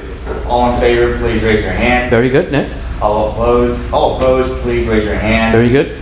The ayes have it. Very good. The motion to amend by inserting printer after system is adopted. Good. We are moving to the main motion as amended. Good. Are you ready for this? Good. Notice what happened. He went ahead and asked, he announced it, he gave the result, and after giving the result, he said, what's the next step? The next step, after you finish with an amending, is always to go back to the motion. Always, always. Yeah, and it takes 2 votes. One for the amending, one for the main motion. Yes, please? He repeats it as amended. As amended, yeah. It says, are you ready for the question? The question is, and then reads it. Exactly. But exactly. But what would happen is, after his amending, some people might decide, oh no, in that condition, I want to postpone, or I want to refer, or in that condition, I want to amend this other part. So every time you get an amending, anything can happen to the motion all over again. So it goes back and you ask them again. Any discussion, and you get hit by all those motions all over, or none. And if you don't have anything, then you just vote. Yes, please, ma'am. So how far can you keep amending until someone just says to move the previous question? No, good point, but I'll get right to that one. First, let me get to the question. The question was, how long can you keep amending? There's only one rule, and that is, if you insert something, you cannot strike it later. If you strike something, you cannot insert it later. So as long as you've got enough words in there to insert and strike, you can keep going. But you got to get a second, because if you don't get a second, it's not going to work. So there is no limit, as long as it's technically possible. But if there's something that's been inserted, you cannot move to strike it out. Something that's stricken, you cannot move to insert it, regardless of what has happened so far. Here's another bad thing about discussion. I haven't mentioned that, but let's say that this lady doesn't like the amending. And the fellow has said, I move to amend by striking such and such. She starts arguing about it. She doesn't want it heard. She doesn't want anyone to even discuss it. She wants no voting on it. She's angry. She wants it out. If she had just kept quiet, nobody would have seconded it and it would have died. But by arguing, she is saying, I want to debate it. And she opens it up as if she had said second. If you start arguing a motion before it's seconded, you have just seconded. So if you don't like a motion, be quiet. It'll die. Any comments on that one? Very good. Let's go to page 13. We still have the chair, and I was going to give you the third one. Page 14 is for you, but madam, will you do number on page 13? This is to strike. This time we're going to remove something, the same as before, but let me go through the box.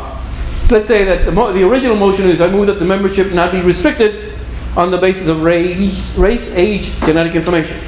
But you sit there and you realize, well, that's dumb. Who cares about genetic information? That's nothing we can use. I want to remove that from the motion.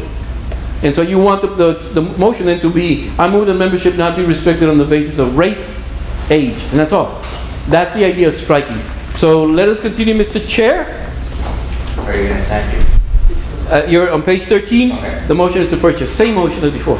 The motion is to purchase a printer system at a cost not to exceed $1,500. Are you ready for the question? Sir Chair, I move to amend the motion by striking. But you gotta tell them what. You gotta tell them what. What does anybody recommend that we strike from that? System. Exactly. Not to exceed.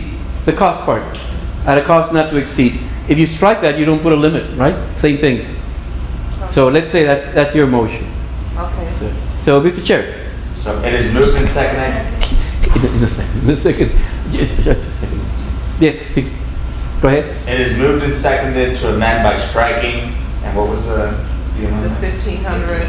Striking the phrase at a cost not to exceed 1,500. Okay, by striking 1,500, are you ready for the question? Okay, just a second. Just a, yes, yes. Did we add computers? Well, yeah, but Or yeah, we changed it. This is a different meeting, a different group. One was the ICC, and now this is the Senate. So it's completely different. However, notice what he said. He said to strike 1,500. You know, he didn't say the other phrase. He only said 1,500, which means that if we adopt that, the motion will now read: purchase a printer system at a cost not to exceed. You ended it there. So you didn't remove enough of the phrase. So you got to remove enough so it makes sense. But before you continue, let's find out. Yes. So I wanted to correct. Yes. Do I yell correction? Or point of order. You can always say point of order when there's something wrong, then wrong. Point of order. Yeah.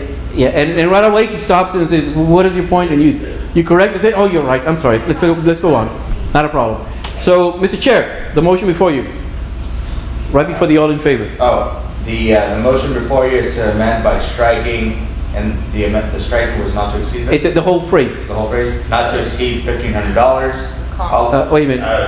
Cost. Yeah. Oh, at a cost. Yeah. Notice. Oh, okay. At a cost. English comes back in and bites you, so you have to be careful. All right. Okay. So the motion before you is to amend by striking at a cost not to exceed $1,500. All in favor, please raise your hand. All opposed, please raise your hand. The ayes have it. The motion to amend by striking at a cost not to exceed $1,500 is adopted. We are back to the main motion as amended. Are you ready for the question? Any questions on that? Now we're going to go to the one that you were familiar with. This is the one everyone thinks that's what amend means. Let's say that I did not see this in your bylaws, by the way, but every college group that I work with has this problem that I'm going to point out. You don't have it, so I congratulate you. And here it is, page 14. I move that a majority be defined as 50% plus 1. That's the true definition. That's the wrong definition in most bylaws. It says, I move that a majority be defined. That's a motion someone is making. Someone is making that dumb motion, which is wrong. I mean, you're all college students. You take in math. You know that's not definition of majority. It's not 50% plus 1, except in Hollywood, in the movies. It's okay. So, what you really want to do is correct that and say that you want the mathematical version. And that is that you move to amend by striking 50% plus 1 and inserting greater than half. Because that's the definition of majority, greater than half. Okay, let's continue. So now this one is yours. So here we go. Mr. Chair. The motion is to purchase a printer system at a cost not to exceed $1,500. Are you ready for the question? Mr. Chair, I move, do I have to wait for him directly? Yeah, well, let's say, assume he did. He's not paying attention to you. He's ignoring you. Mr. Chair, I move to amend the motion by striking 1,500 and inserting 2,000. Thank you. It is moved and seconded to amend by striking 1,500 and inserting 2,000. Are you ready for the question? Blah, blah, blah, blah, blah. Next. The motion before you is to amend by striking 1,500 and inserting 2,000. All in favor, please raise your hand. Good. All opposed, please raise your hand. Let's say it's defeated. Let's say it's defeated this time. The nays have it. The motion to amend by striking 1,500 and inserting 2,000 is Defeated. Is defeated. We're back to the main motion. Are you ready for the question? Exactly. Any comments on this? This is a wording as a chair that you are expected to use. You as a member must demand that the chair be knowledgeable enough to handle it this way. If not, there's no telling what's going on. It's so chaotic. People are not going to know what's going to happen. And it's just wrong. Any comments on that, please? Very good. Let's go on to page 15. Postpone versus lay on the table. Read. No, just a second. Oh. I want to skip this because I think we've talked about this often enough. Postpone and lay. We keep talking about the difference. If not, please go back and read this slowly. But it's something that I've mentioned several times. So I'll move on. That means we're done with 1516. Refer. There's only a couple of things I want to make sure I cover and refer. I do need for you to read this on your own, but I think it's more important that I cover this and drill you differently and have you read it later on. Refer, you can refer matter to a standing committee or an ad hoc special committee? What is the difference between the two? Yes, please. One's already existed and one's gonna be created for that specific motion. Yeah, what she said was, standing is already in existence, and the ad hoc is going to be created for that. Yeah, that's very true. The only thing I would add is, the reason the standing committee already exists is because it's listed in the bylaws. So if it's listed in the bylaws, it's a standing committee. Whatever committee you list in your bylaws, it's a standing committee. That means it lasts the entire year, regardless of who's in office. On the contrary, a special committee only lasts as long as the assignment lasts. As soon as they are done with the task, that's it. They stop. They disband. Big difference. So the difference is, if you look at the two boxes at the top of page 17, when you move to a standing committee, you need to make sure that you give 3 pieces of information. First, you have to say what the structures are going to be, and you have to say when they have to report, but specifically you have to say which of the existing bylaws standing committee you're going to refer to. So if it's related to operations, you send it to the operations committee. And not only that, but you can only send it to the operations committee. You cannot send it to the operations committee and to the activities committee. You can't send it to 2 people. I know I've had clients who do that, and I don't know what to tell them, because it's why would you do that? You only send it to the special one, the one that's dealing with it. I mean, if it's related to operations, well, activities has an opportunity to discuss whatever operations it's going to bring back. Why should they come forward with a decision, recommendation, when they don't understand anything about operations? So you only send it to the one that it matters. And operations committee should be very firm. Anytime a motion comes up that relates to them, they should demand, no one touch it. It's ours. If you send it to a committee, we'll handle it. If not, the assembly will. So it's important that we know about standing committees. So when you send it to a standing committee, you have to know which committee, tell them what to do, and when to report. Now let's look at special committee, ad hoc. It doesn't exist. You have to create it. That means you have to give it more information. First, you have to say how many members and who are they? That's the box at the top of page 17. How many members and who are they? And then thirdly, you have to say who's the chair. You have to decide. If you don't do it, they'll do it on their own. And you know how they are. Don't let them do it. You do it yourself. And then you can tell them when to report and what to report. But because you don't have the standing committee, you have to say who is going to be on it, how many of them are going to be on it, by name, and also who's the chair. That's the only difference between the two. Any comments on committees? What have you done with committees that you might have some doubts of? Elections. We had election one time. We had an ad hoc committee for elections. Exactly. Yeah. He says you have an elections committee and it's an ad hoc. Ad hoc is fine. Elections committee, it could be a standing committee if it's written in the bylaws, but it's not. You don't have it in the bylaws. So it's not a standing committee. So you have to create it every time. You also have that the chair is an ex officio member of all committees. Really? You don't have a nominating committee, but who nominates members? How do you handle nominations? Next year, how are you going to get senators nominated? Please. Well, usually when it comes down to applications, we go off and we advertise it, and there's an application if you want to apply for that position. Okay. And then you go into the process of grade checks and stuff like that, how to appear on the ballot. So you qualify them? Yeah. They validate them? Yeah. Okay. So let's say you come down to 5. Are all 5 of them nominated? If they qualify. 100 signatures, Yeah. all 5 appear on the ballot for that position. Okay. So that's why you don't have a nominating committee. Let me tell you one thing, and this is only true because you have such a system for nominations. In no other situation would that happen. Because in all the others, you have a nominating committee that goes out and does just what you said and comes up with names. And then we have nominations from the floor at the election. Please. Were you going to add something? I was about to make the objection Yeah. about the floor. Okay, yes. Yeah, but in your case, you don't have nominations from the floor because it has to come through this other process.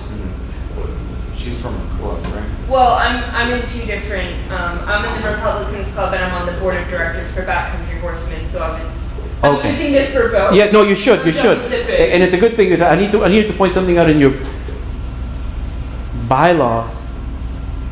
You state that, not you, I'm not saying you, I mean, the college states that the clubs must comply under the Brown Act.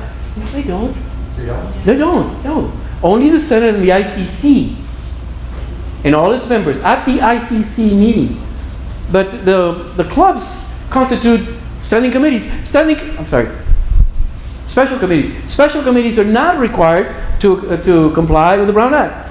Standing committees must comply. Special committees may not, don't have to. Standing yes, special no. Were you going to say something? I was gonna ask this for the finance committee. Finance is listed as a standing committee, so you must comply with the Brown Act. Because you're listed in the bylaws, that makes you a standing committee, that means you must comply. If you're not listed in the bylaws, then you're a special committee. You're not part of it. You're off on your own, and then you send a representative. Yes, please, sir. And I'll come right back to you. Because our clubs are on MJC's campus and MJC's Irrelevant. No. Irrelevant? No, because what if you get 5 guys playing chess and they call themselves a club? They don't have to comply with the Brown Act. They don't. They're just a club. They might have a representative from the chess club in the ICC. The ICC must comply because they're part of the bylaws. They are more than a standing committee. They're a regular board. So but not the clubs. The clubs are like the ad hoc. They're just special committees. They don't have to comply. It's nice that you comply whichever way you want. You can, but there's no obligation to that. It's too restricting, too limiting. So if you're standing, you must comply. If you're special, that's fine. You're just 5 guys in the lobby playing chess. Yeah, another comment? Oh, wait a minute, he had a statement. Yeah, please. So, what you're trying to say, making sure I get a more clarity. Yes. Information. The clubs themselves, let's say for instance, they have a parliamentarian. Yes. Club, and he's waiving this Robert's rules. Yes. They don't have to apply to that? No. When we're talking about Brown Act, he said, what about Robert's rule for the clubs? No, we're only talking about Brown Act. The Brown Act does not apply to the clubs. The clubs should comply with Robert's rules. Because if not, you might as well hand out access. Plus. Just for clarification, so it's not Brown Act as far as posting, as far as all the regulations for the state, but the club should have agendas. Yes, oh yes. That's Robert's. Yeah, for procedure. Yeah, everything. Agenda, minutes, elections, everything. The only thing they're not obligated to is the 72-hour requirement on posting. They can have secret meetings. They can. You can't. They can. They can have secret ballots. You can't. They can. Was there a comment in the back? Just stretching. Okay. So, yes, please. So for the nominations, that's being Yes. nominated, Yes. that has to be by the chair? No, in your situation or clubs? Which one are you talking about? The situation of the ICC in the Senate or in the clubs? Which one? They're different. I'm actually talking about backcountry horsemen, just as curious. Okay, that's a club. Okay? It's a club, right? Or a service organization. Yes, but it's not part of the Senate. It's not the Senate. You're not under the bylaws of the Senate. You might be a member, but it's not the club. It's you that is the member. In the ICC, you're a representative from the club. In the ICC, the club is not in there. Just you. So if you have a club, an organization, an association on campus, and if it's under the educational code, then you have to comply. That's why you comply, because you're on the educational code and you get money from the public. But if you're not on the educational code, like the 5 guys playing chess, they're not under the educational code. Then you're a special club, special meeting, just a regular special committee. You don't have to comply. You're on your own. You should comply with Roberts. You have officers, meetings, agendas, reports, everything except where the Brown Act says the open meeting requirements. Please, ma'am, the First Lady. For clarification, Yes. when the club's charter, that's how they become that ad hoc committee. That's Exactly. special- That's a special and that's for perspective. and that's for the college. Okay. That's not for the public. That's for the college. You were saying, ma'am, back there? You say that clubs, we have to operate as we're on public. Yes. money. We give clubs $300 of seed money.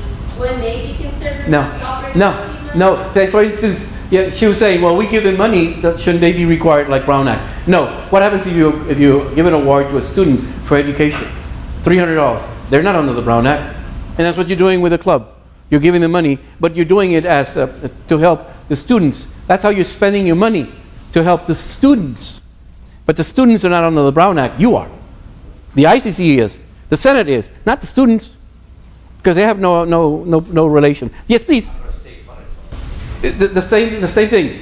If it's whether it's state, county, or city, if you're under the Brown Act, then everything has to stay with the same.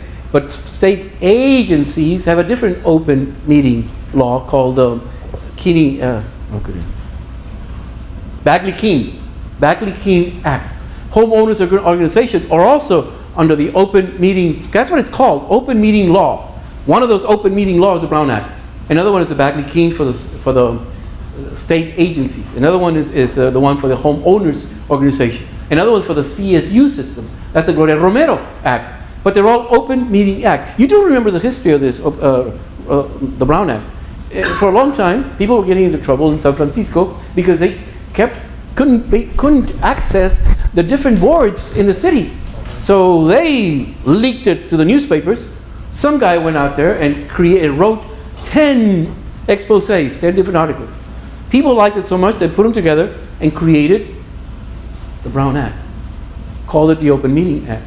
So then they looked around for a legislator, some representative, some politician who was not busy, and asked him, would he please sign it, carry it through the process, because you and I can't do it. It can only be done by one of them. They have to endorse it. So they found this guy from Modesto. You know that, right? Brown was a local guy. He was from here in 1953. He was one of your representatives or whatever. And he carried it through 1953. He had nothing to do with it. He just allowed his name to be used. And it's worked so well that every state in the nation now has an open meeting law. And if you look at it, it's almost word for word what California put together. They just tweaked it to change it a little bit. But anyway, next page, 18.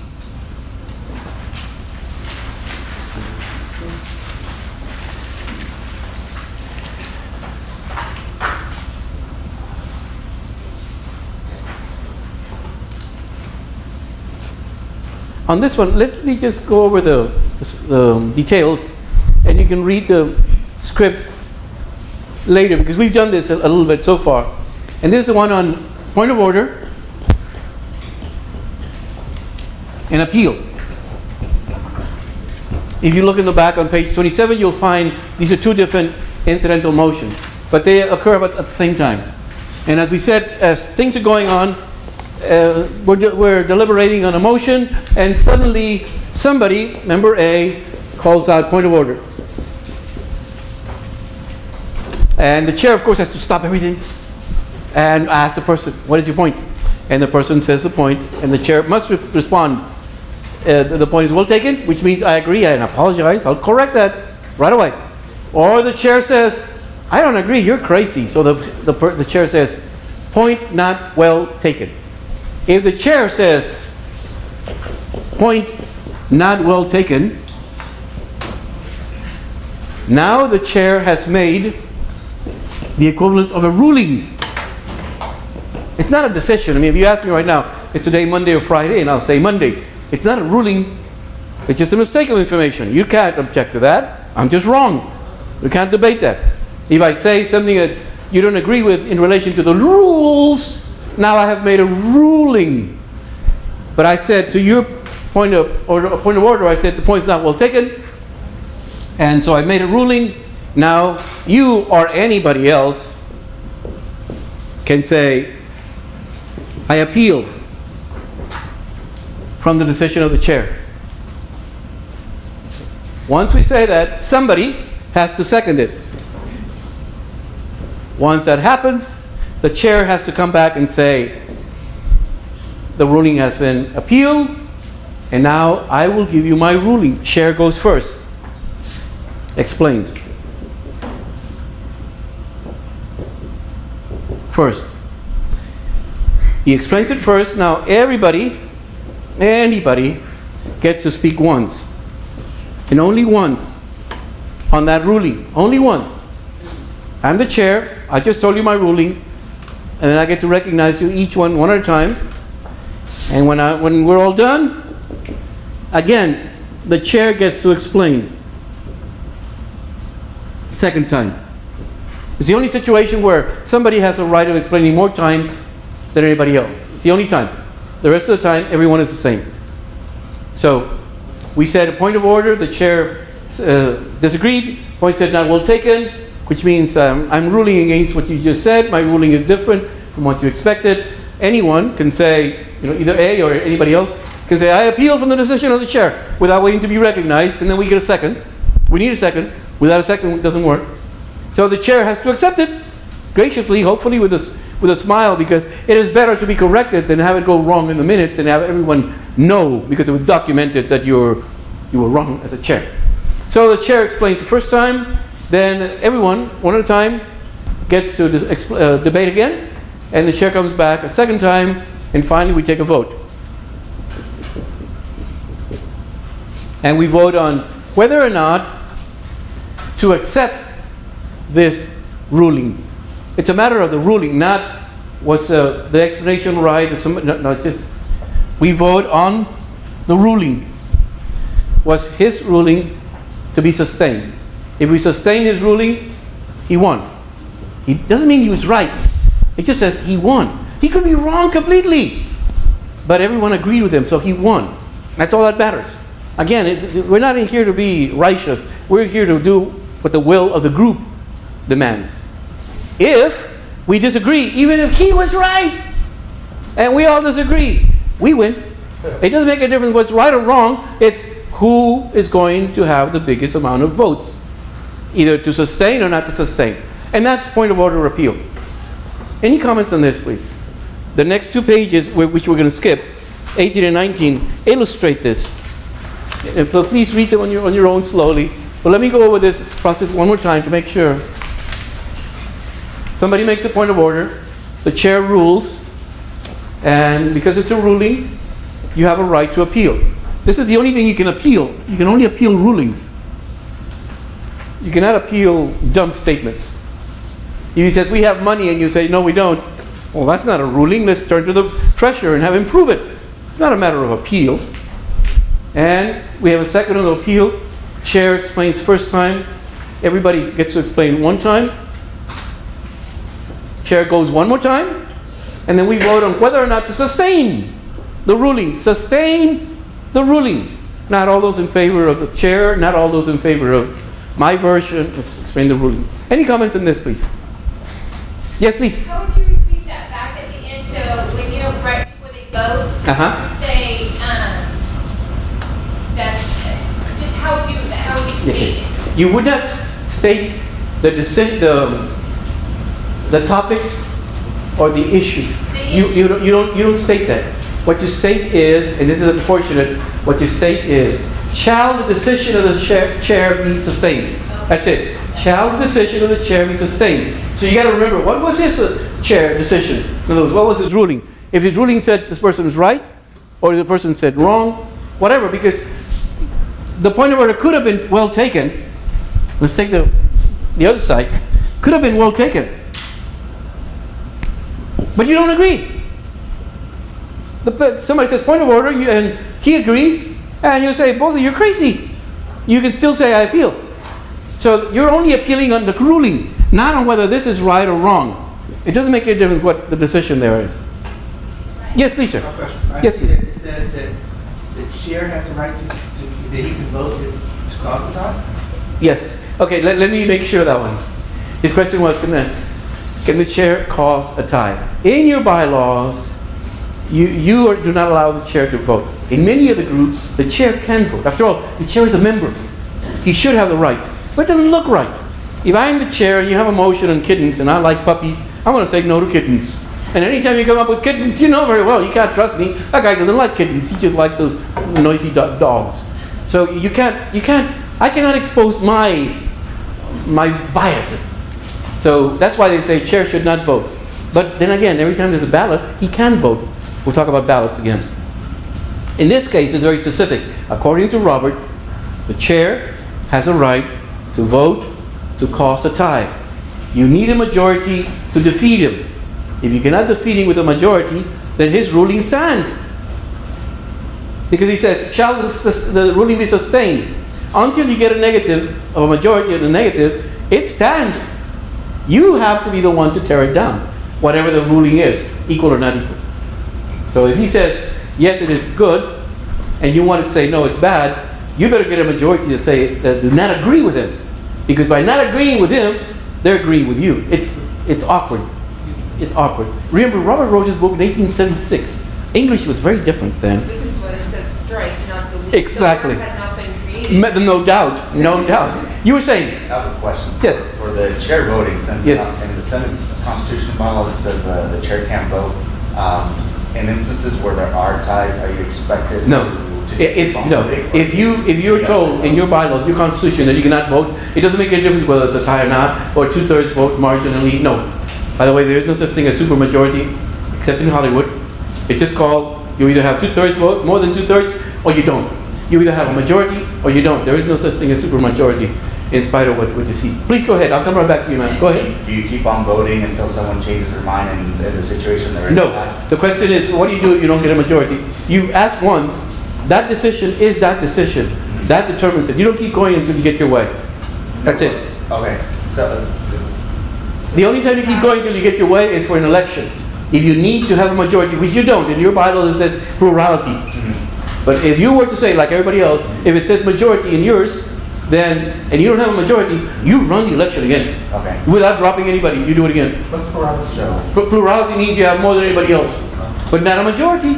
Not the same thing. Yeah, just a second, let me hear.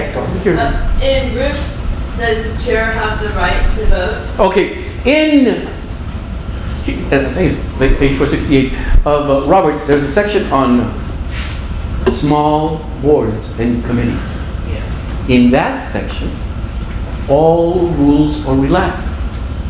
The chair can make motions, the chair can vote, the chair can second, the chair can debate, the chair can do anything anybody else does, because it's a small group. Yes, please, ma'am. So the ICC wouldn't be considered a small How many are ICC? I would say no, because you've got, what, 40? 40 people. Yeah, 40 people. That's too big. You don't fit in a garbage can. That's too many. It's got to be small. Actually, Robert says 12, but I'll tell you why. Go ahead. So the speaker of the ICC cannot enter into debate or make motions. Should not, because it's not a small board.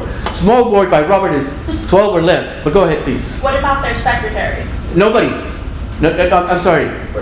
I'm sorry. I was jumping. Or their clerk, sorry. I'm sorry. Whatever you would say for 300 people relates to ICC with 40. So that means the only one that should not debate is the presiding officer and the parliamentarian. Because she has to be neutral. So those are the only two that cannot. I'll be right back. There's a lady back there. Somebody stands. Yes. And standing committees, the chair? Depending on the size again. Depending on the size. If it's large, and generally standing committees are not. So then the answer is yes, they can participate in debate, motions. It's all called small boards, the relaxation. Let me get back to him. I'll be right to you. Yes. You said our ICC has a speaker, a deputy speaker. A whole bunch of people. Yes. And a clerk. Yes. And the executive board. Yes. The only one that cannot speak is the speaker. So she can't speak at all. No, I don't know why you call her a speaker. She can't speak. I want to make sure we let her know that. Okay. Sorry, you were going ahead. My question is, their clerk, which is their secretary, Yes. makes motions and votes. Okay. Is the clerk allowed to do Okay, that? yes. Remember, the only one that should not do it is the presiding officer. You call it a speaker. In the ICC, we call it a chair or president of the Senate. That presiding officer should not be participating other than handling the motion. But all the other officers should. They're all members. They all have full rights according to their bylaws. Except in the Senate, there are the member trustee, the secretary, and the presiding officer cannot vote. In the Senate, they cannot. Unless you have that in the ICC, which I'm pretty sure you don't. In which case, they can. So, because they're members. As long as they're members, they can. Yes, please. And in our executive council, would our trustee be considered a member towards quorum? Good point. Notice the question. It goes back again to my original motion, or original point about warm bodies versus votes. Your trustee does not get to vote. In my opinion, and in everything that I see in Robert, that person does not count towards the quorum, because he's not needed for voting. Quorum is for voting power. Now, your group could say, in spite of the fact that he does not have voting power, we are going to consider him part of the quorum. That's your definition. Robert says no. Okay? No vote, not part of quorum. Usually called ex officio, right? Because that means you happen to get a free pass to be here, but don't take it for granted because you're not lasting long. you're the first to go out. Yes, please. So, following the you get a vote, you count for quorum scenario, who, would it be the executive council or the body that gets to decide whether or not we want to count that person for quorum, or would it be the chair? The question is who to count it. If the person, according to the bylaws, is not supposed to vote, you ask them to restrain themselves, Okay. be quiet.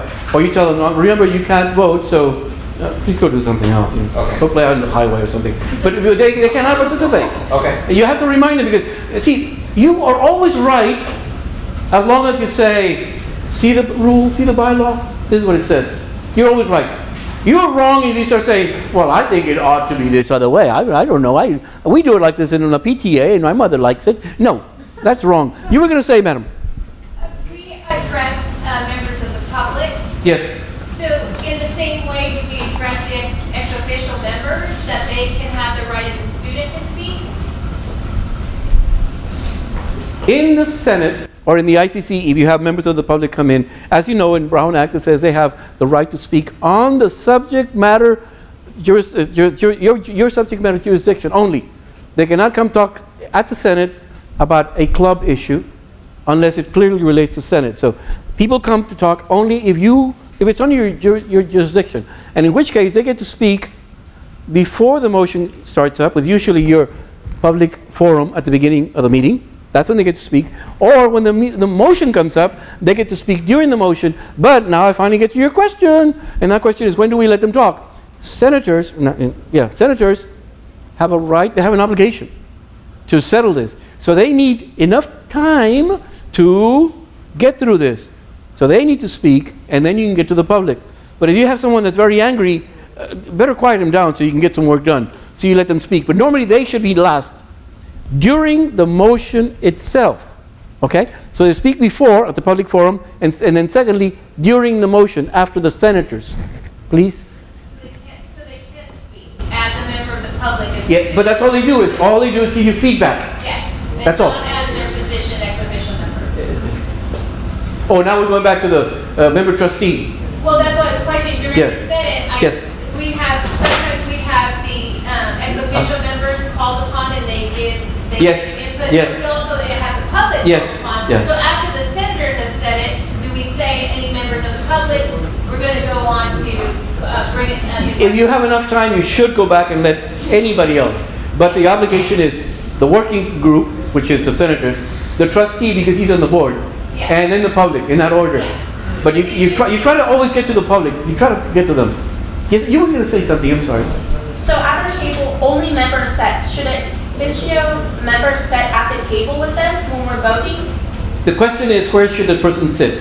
The person has a right to be in the room. The person is a member of that group. The member has every privilege except vote. Sitting is not something you restrain him from because he's a member. If you have space, you should do it. If you've got only room for 8, but you've got 15 members, well, he's one of the first ones not to get a chair. You were saying? Okay, then my next question is if the ex officio member keeps debating, can the chair shut them down saying, you know what, they're ex officio member, we're going to leave debating Okay, to the question is, other members? debating too much, ex officio. Well, you can never shut anybody up unless you use page 4. Was it page 5? The one that has a long list. The one that I like so much. 5, you're right, page 5. If you follow the protocol there, it'll tell you, the person wants to debate some more. Well, but you've got other people who have not spoken, so you go to them. And that person cannot speak until recognized. So you get to quiet him down. But you do it through protocol, not because you're ex officio, you don't have a right. You can't do that. And then you keep going. If he is repeating the same thing, you say, do you have anything else to say? He says, no, you say, thank you, now sit down. Or if he tries to speak again, say, we already heard that, young man, do you have anything else to say? No, sit down. And then keep going.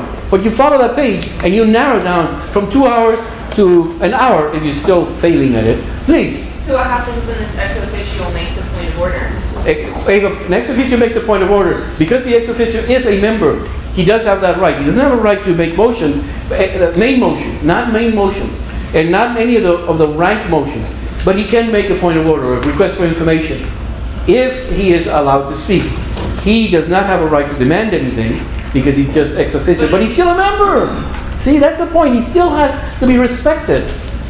Go ahead, before I go to read. Making the point of order, he's allowed to just talk and say, hey, you're not calling on me, and then you can either Exactly. agree or agree. And Yes. The answer is yes, he should because he's a member. But keep in mind, not main motions, not substantial motions, because he doesn't have the right to do that.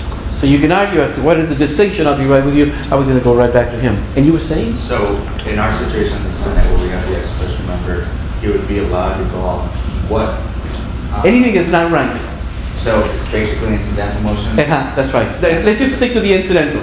Because those are the ones that are less substantial. Okay. And the idea is not to let the person make motions that are substantial. Okay. You were going to say, sir? Yes, sir. Let's say the existential person, and he wears another hat, in like, he's the ICC. Can he, I mean, is that? The question is, what if the trustee happens to also be a member of ICC? What is his role in ICC? Is he He's an elected officer. Okay, but in the Senate bylaws, he is not recognized as anything else except a student trustee. That's all he's recognized as. He doesn't have the position of secretary, doesn't have the position as senator, because he can't do both. So that means in the Senate, he is only a member, a student trustee. That's all he is. Because that's what you decided. Sir, please. Can a member of the Senate also be an ICC rep for the ICC? And will he be allowed to vote? Preferably not. I'm trying to remember what your bylaws say. I don't think you're allowed to be a club rep and a senator. I don't think it's written. Let's put it this way. That's why I can't remember, because I haven't seen it in there. The answer is I have no idea, because I didn't see it. In other groups, they're prohibited. You're either in one or you're in the other, and that's it.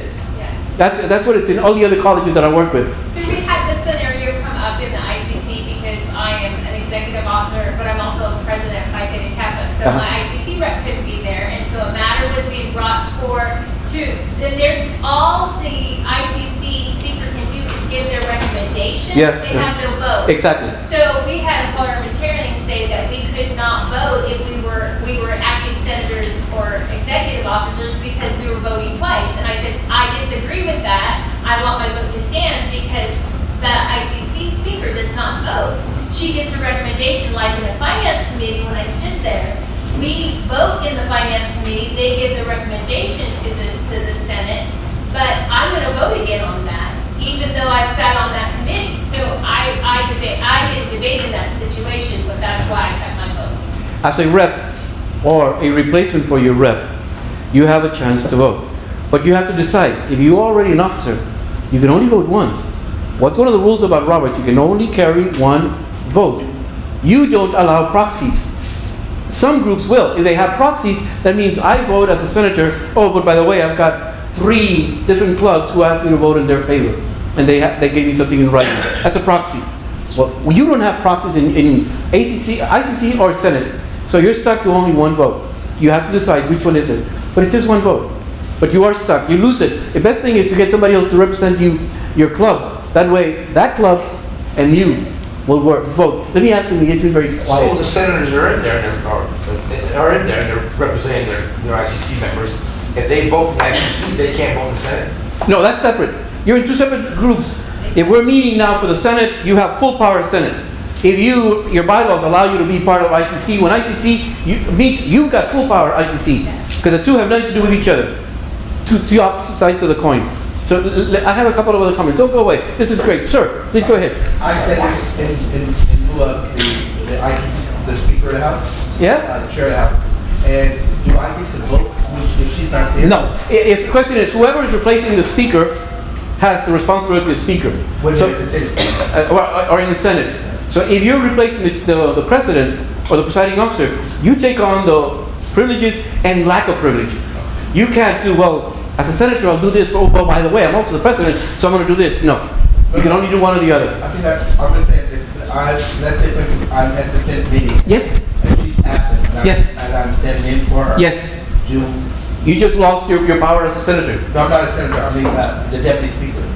Okay. Whatever other position you have, you just lost that.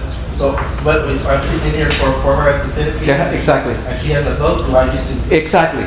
Because, well, if you replace someone who has a vote, you have to vote in that person's name, your right to do the same thing in your name is now nullified. You cannot do it. Just do it in her name. Just that name. So I do get to vote. Yes, you do. But in reality, she's doing it, but you're doing it in her name. I had a couple of hands before I go back to you. Jonathan. Okay, the question that I think is the topic is, if can tell. the item appears in both the ICC and the Senate, the same item, it's Yeah. only one vote, correct? No, wait a minute. The ICC majority, the voice has to be represented according to its bylaws. Correct. If you then send that topic to the Senate and you happen to have an overlap of individual, that's a different meeting, that's a different group, even though it's the same question, but that's a different authority. That's the bylaws of the Senate. So That's totally different. Okay, so if you have a senator, for example, I'm a club president as well, and I was representing my club at this last meeting. Yes. Because our representative couldn't be there. Good point. So, we were all basically politely requested to abstain if we were doing that. No, For the no. simple fact. No. And this was the issue. No. So we can, so the question I think of the issue is, can we vote in the ICC in our representative's place as senators? Yes. And No, then- you're there as a representative, you're not there as a senator. Right. I'm saying, in our club council. Yes. Then when this item comes before the Senate. Yes. When we put on our senator hat. Exactly. We can vote again. Exactly. Definitely. Keep in mind, I'll be right with you. You've got two different entities, two different sets of bylaws. In one, the representatives have the full power. Their will must be respected. Whoever that is, whatever that is. Then when the issue comes to the Senate, that's entirely different. The issue is brought up again. Whoever it is, according to the bylaws, have the right to be in that group and have the power to do whatever they have to do. Nobody can nullify it. It's two different entities. These two don't overlap. If you try to do it as one group, then it will be a problem. But no, you're two entirely different bylaws. You can see it in the bylaws. It says so right there. Okay. Any other comments? I think you had a comment. I do have a question. So our trustee sits at the table, but he'll be debating like, oh, I'm debating as the clerk of the ICC now. I'm debating as the a student. No. He has to debate. He has to make up his mind. Once his warm body enters that room, he has to tell you, today I'm dressed as trustee. Okay, buddy, now shut up when it comes to anything else, because that's all you're going to do. If you need somebody else, you should have brought somebody else. We're not going to have a meeting with one person taking 5 roles and getting 5 votes. That's ridiculous. Robert would never allow that. No. Yes, please. What's the rules if they misrepresent themselves at the table? Like they misrepresent themselves and say, we have a president, I come there and I flat and say, my name and says president on it. Okay, if a person misrepresents himself, in your bylaws, you have a section about disciplining individuals who violate the rules. And one of the rules to misvalidate is to abuse and mislead people, abuse the bylaws and mislead people. Anyone who does that is subject to discipline. If nothing else, you can remove him from attending the meeting for, of course, it's got to be, first you have to get a second, then you have to get some sort of a review panel. You have it set up, secretary has to go out and find it, then comes back to a majority of the senators. They decide if you deserve to be punished, and then they decide what the punishment should be, and that's all there is to it. You're also supposed to have an opportunity to appeal it, but let's not go there for now. Please. So say this happened where someone misrepresented themselves and they brought it to the secretary. Can the secretary bring it back at the next meeting? Yes. And say they misrepresented themselves? I got this after the next meeting. Exactly. I think you're saying. Motion to remove the person or? Yeah, you're saying exactly what the bylaws say. You have to get it through the secretary. Secretary does the investigation, which is strange to me because in most of the situations it's a committee. It's called an investigating committee, not an individual. Because what if that individual likes that person? She's not going to do her job. So it should be a committee. And then that is brought back to the whole body, the senators. She gives a report, and then they decide. They can bring the person in and ask them questions, decide on a punishment, and that's all there is to it. You don't have justices. Other colleges have another section called justices. And when there's a problem, you send it to them. It's a group of 3 guys usually, 3 ladies, and they take over all those discipline actions. Your college doesn't have it. Many of the other colleges do. Any other comments, please? Yes, please. Can I just make a statement? Oh. I think it goes along. I think we're all learning this process. But she said, but. No, but not everybody's here, so we want to make sure everybody gets educated, and then we can move forward from here. here forward. I don't want to open up a can of worms and say we're going to go back and this happened and that happened. Go from here and move forward, because we're all in at the It's a same good point. We should look at what can we do in the future rather than, isn't it terrible, look what we did. Yes, please. I think it's the great part of participatory government. So that situation happened in the ICC. I didn't interrupt it. I asked the gentleman who brought it if we could talk afterwards, and then we're going to bring it back to the ICC after we investigated it. So it just was one of those moments where those things happen in those meetings, and we have that. Can we bring that back? Yes, you can. And not go into this big argument and conflict. Yeah. But keep in mind that, and the lady's right, our obligation is to get business done. Our obligation is to move forward. Our obligation is to respond to the needs of our constituency, our students. Our obligation is not to find out who won, who was right.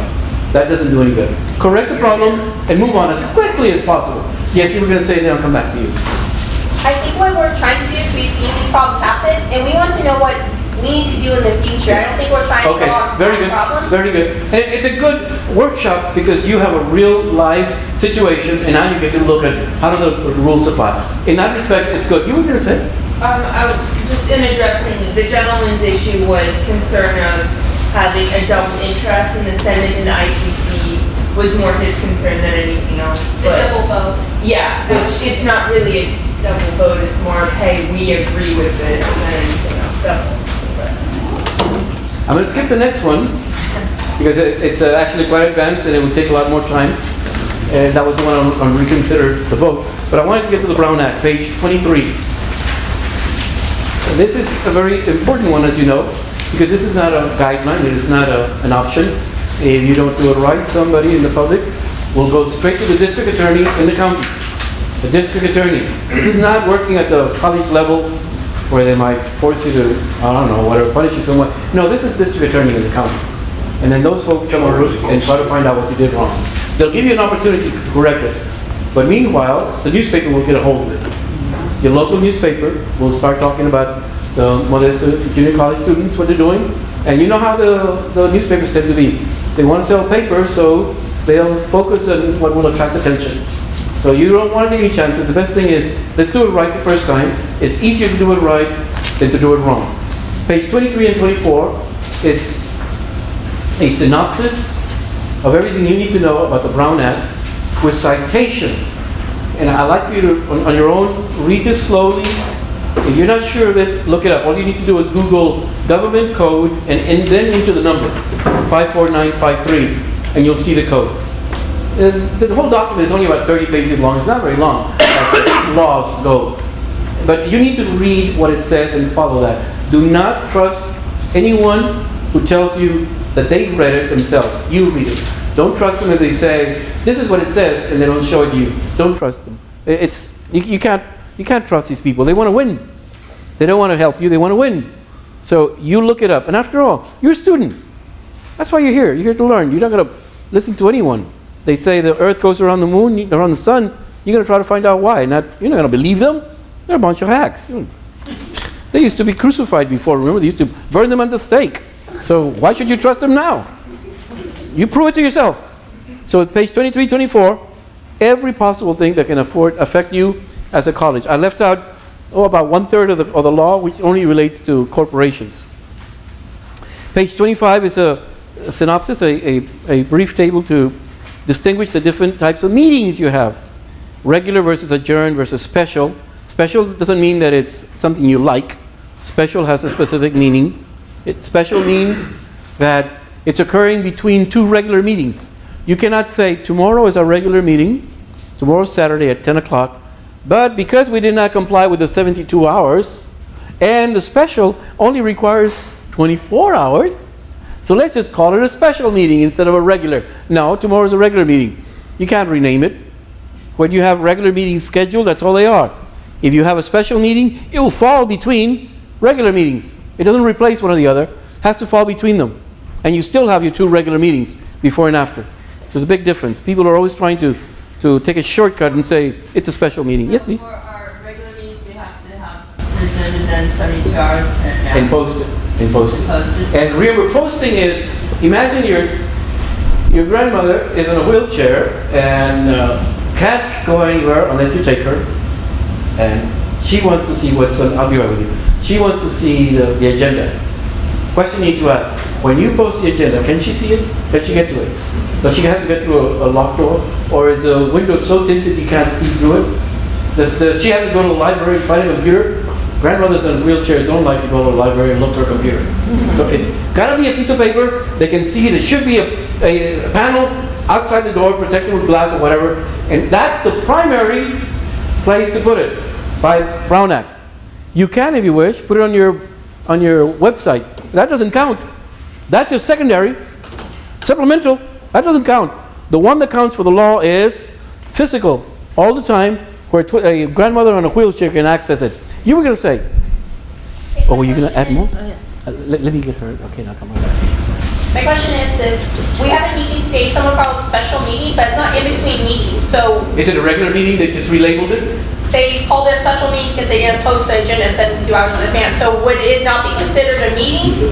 It's illegal because a special meeting is only between regular. Not only that, but a special meeting can only include a few things. You can't have a full schedule that you have a regular meeting. Special meeting is, this is urgent, we gotta get to this because of the timing element. We cannot wait till the next meeting. That's what it amounts to. Special is, we cannot wait till the next regular meeting. But if you're just trying to beat the 24-hour, 72 limitations by relabeling it, that's illegal. It's just a shortcut and you're gonna get burned. Even if you never have public, all it takes is one individual to show up one time in your entire 2 years that you're at Modesto Junior College. And that'll ruin it'll smear your reputation. You'll be in the newspaper for months. So don't take any chances, do it right. Well, let's say this angry person doesn't show up to your meetings the whole year, but one day he does show, and he catches you on something. Not significant, but he doesn't like what you're doing because other things got him upset. He'll go straight to the district attorney. And before you know it, you'll either get a letter from the district attorney or you'll read it in the morning newspaper. Because those people will get to it. Yes, please. Yes. The meetings for the 72 hours, that's for club meetings too? Yes, the question was, is 72 hours for club meetings? It's for any regular meeting of the ICC. But, oh no, I see what you mean. I see what you mean. No, the regular clubs do not have to comply. So they can meet anytime they want to, they don't have to post. But the ICC and the Senate, they have to. Yes, please. So I'm a part of the club that isn't a part of MJC whatsoever. Okay. And we still have our agenda, but they just email it to everyone. But if the grandma can't get No, it, remember, grandma is only Brown Act. Grandma is only for the Brown Act. A regular 5 guys playing chess in the hallway, they can just post it on the website, email it, they can do anything they want to, or not even announce it. They don't have to. It's all a matter of how strictly they adhere to or how casually they adhere to Robert. Because they're on the Robert. You're on the Robert and Brown. You're on the both. Brown is because we're a school. Brown is because you're receiving money, you're under your charter through the school, you exist because the education code says you can. All of those things. So if we're an organization that's not receiving funding from the school and we get all our own funding, we don't comply with it. And you're not under the educational code in any way. Okay. You're not. If you were under junior college or some other group, they then either under the educational code, then you're obligated to follow. That's not an easy question, really. In most cases, the best thing to do is ask your attorney. If you don't have an attorney, chances are you don't need to comply with the Brown Act. You're not that big. Well, usually you do, and that's when you have an attorney, and you'll ask them to put it in writing. Don't ask them in the hallway. Ask them the question, put it in writing, because when you get into trouble, you show it. Please, sir. For the posting of the agendas, of course, it's a physical version of it. Does that include emailing out to the body 72 hours in advance, or is it just the physical agenda? Okay, good point. Let's get back to this. Posting means everything by 72 hours. You could say additional handouts at the meeting, because the packages are big. But someone could write to you and say, I want that package. Now you have to send it to them and charge them for the postage, because they can't be there or whatever. But generally what it means is the postage, rather the package, can be left for later, or it could be at the website. But you have to give the posting and say everything as much as possible. The problem that I see is that most people will write a 2 or 3 word label instead of an item on the agenda, and people can't tell what it is, and that's wrong. Let me see if I can quickly go through some of these. Yeah. You're always nice to me. Thank you. I'll just quickly go through 26 and then I'll go through some of the things that I want to tell you about. Page 26. The reason some people will not speak up in a meeting is because they don't know, they know what they want to do, but they don't know what motion to use. Or they don't know the wording. So they feel no confidence and they feel if I open up my mouth, I'm going to make a fool of myself. Well, page 26 gets rid of that excuse. On the left, your left-hand side, under purpose. When you're sitting there and trying to accomplish something, it'll be one of those things. You may want to delay, you might want to stop discussion, you might want to kill a motion, obtain information. On the right-hand side is the name, in bold, the name of the motion. And directly below that is the wording. So now you don't have an excuse. You know what you want done. If you have this with you at a meeting, find out which is the motion I need to use, and not just in case you're curious and you want to read about it, but directly below it is the wording. And that'll take care of it. You can go back to page 27 and it'll give you more details. But let me go over a few things. Yes, please. This is for the chair only? No, this is for everyone. Chair and member of sitting in the audience. It's a member, not the public, a member. So, let's say the chair has all these people and the parliamentarian goes up and starts speaking on this thing. Are they out of line? The parliamentarian should not speak unless spoken to. Unless the chair authorizes. Yes. Or quite often when I'm working, a member of the board will call out, after they hear what the presiding officer says, and they'll say, I want to hear what the parliamentarian says. And so the chair just turns to me and says, go ahead. So I get up and I say what I know the issue is. So I speak because I was asked. After all, I can only assist, not insist, only assist. But go ahead. But until they don't speak until they're... Exactly. Or in situations where, for instance, in my case, because I'm being paid to keep the peace, if I see things are getting out of hand and I'm working with a spineless chair, I'll jump in and I'll tell the person, you can't do that, you realize that's against your rules, please wait your turn. I'll do it. But on a normal day, he's not supposed to. No, he's not supposed to. The answer is, no, he's not supposed to. Just let me go very quickly through. We did start late. So I could insist and demand that you stay with me, but I'd like your cooperation on this issue. Let me tell you, oh, you're objecting? Oh, she's objecting.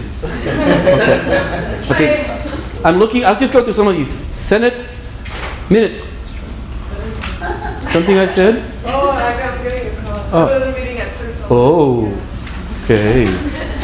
You have better things to do. Thank you. Okay, Senate minutes. Call to order. It doesn't say what happened. Who's there? It doesn't say that. You got to change that. Who was present? Just let me read through several things. Here it says, such and such wants everyone to stay awesome. Really? What part of parliamentary procedure includes awesome?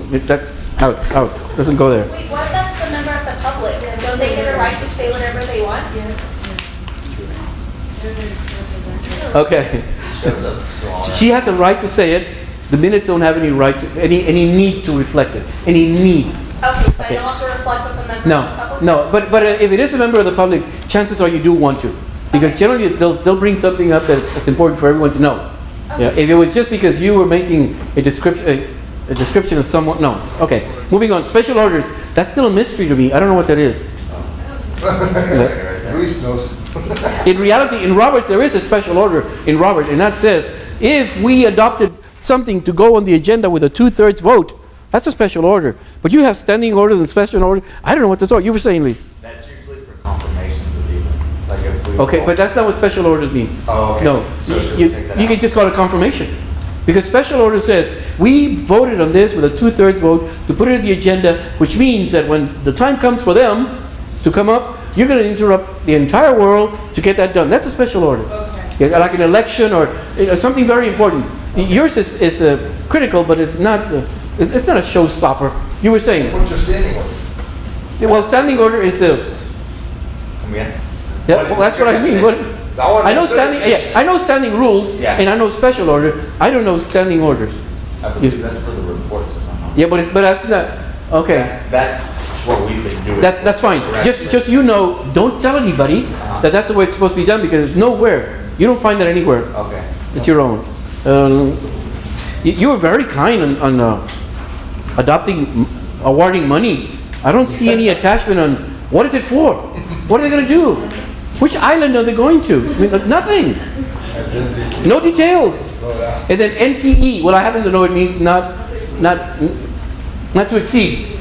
But that's not parliamentary. You must not use acronyms unless you define them the first time. Yes, you were saying, ma'am? I just wanted to clarify, so the minutes should have all the documentation attached. Yes. That's why if there's anything that you're going to vote on, if you handed anything out, which you should have, all that amount of money, what are they going to spend it on? It should be attached in the minutes. Yes, please go ahead. We usually project all the support. That's very good, but what happens in the public if you want to show it to your members later on, it's gone. All right, so included in the Yeah, it's ephemeral. You don't want ephemeral. You want to be something said because it is. You're documenting your history. Okay. Let me go through it very quickly. Communication from the floor. That bothers me because that implies that anybody can bring up any subject and deliberate on it. You can't. Brown Act says if it's not posted, be quiet.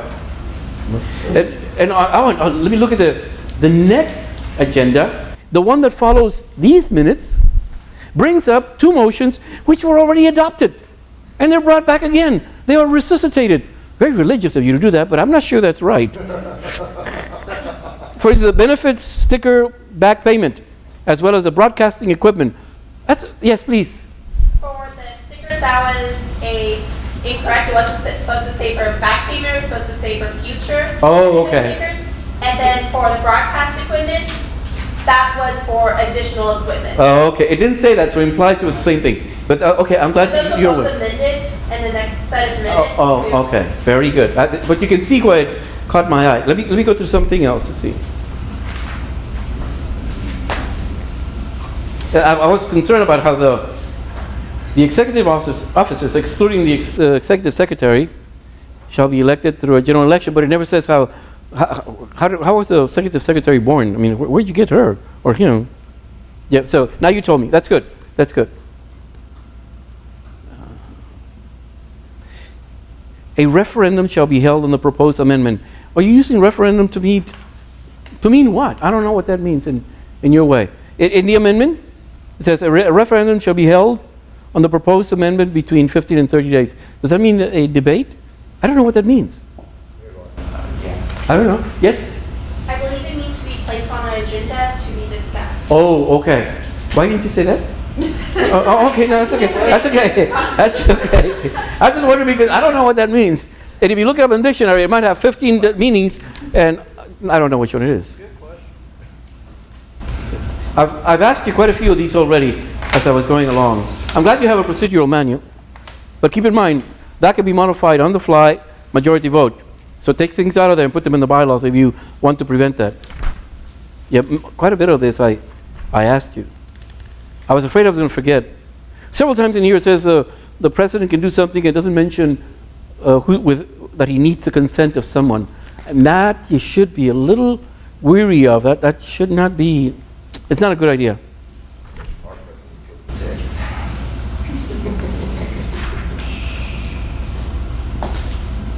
The president shall make appointments to college-wide and district-wide committees without any consent. And he could flood it with all his buddies, or he's getting payback. You don't want to do that. You don't want to appear to be doing something wrong. You don't want to appear to be doing something wrong.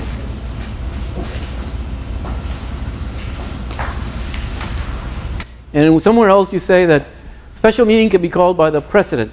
Actually, the Brown Act says the president or a majority of the members. But later on, and somewhere else, you do correct it. But in one place it says one thing, in another it says another. Let me go through. I'm almost done. Appeal to return. I'm almost done. Yeah, no, but this is important, and I want to have a chance to.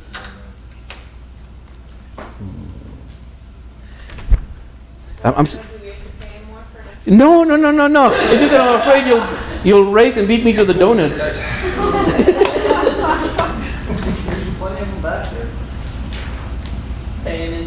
Yeah. I gave myself away. The president or his designee shall serve as delegate to the SSCCC. Really? SSCCC doesn't have delegates. You mean a delegate to the GA?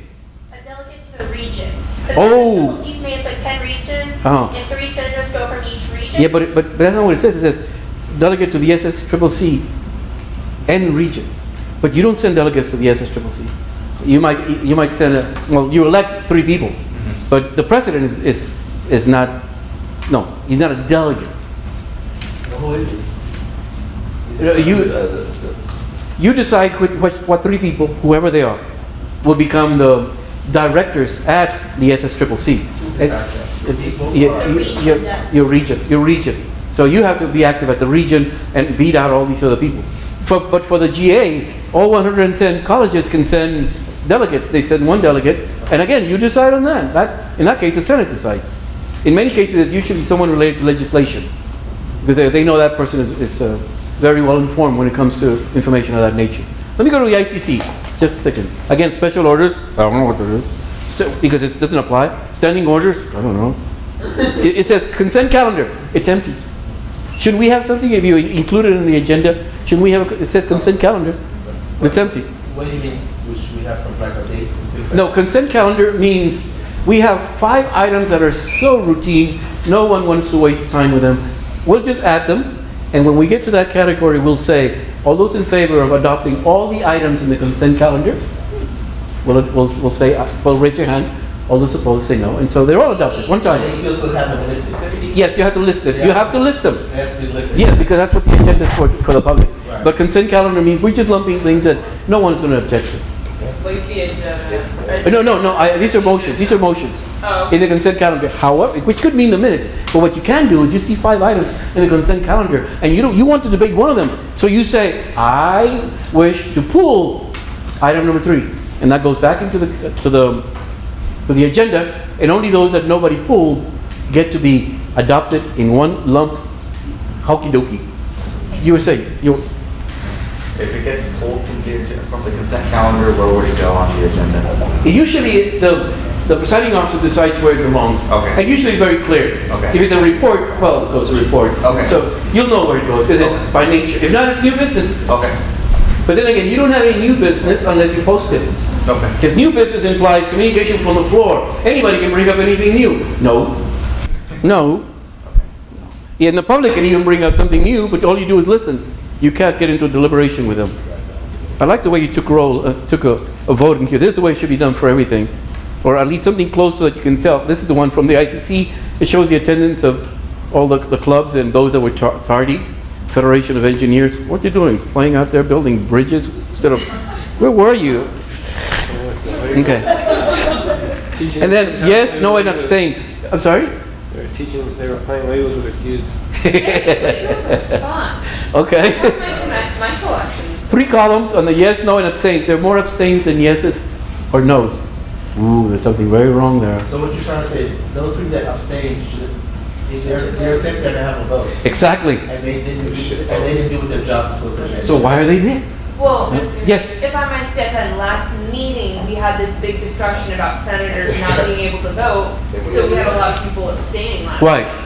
Because there was quite a few senators. Who did what? It related to them, right? That doesn't mean they can't. Essentially, the discussion went that it became a custom that senators are not allowed to vote while in the ICC. I don't think that's No. what you're talking about. Well, she says some people abstain because they're senators and they think they cannot vote in the ICC. If you are a legal member of the ICC, regardless of where you were born, you're a legal member of ICC and you're obligated to vote.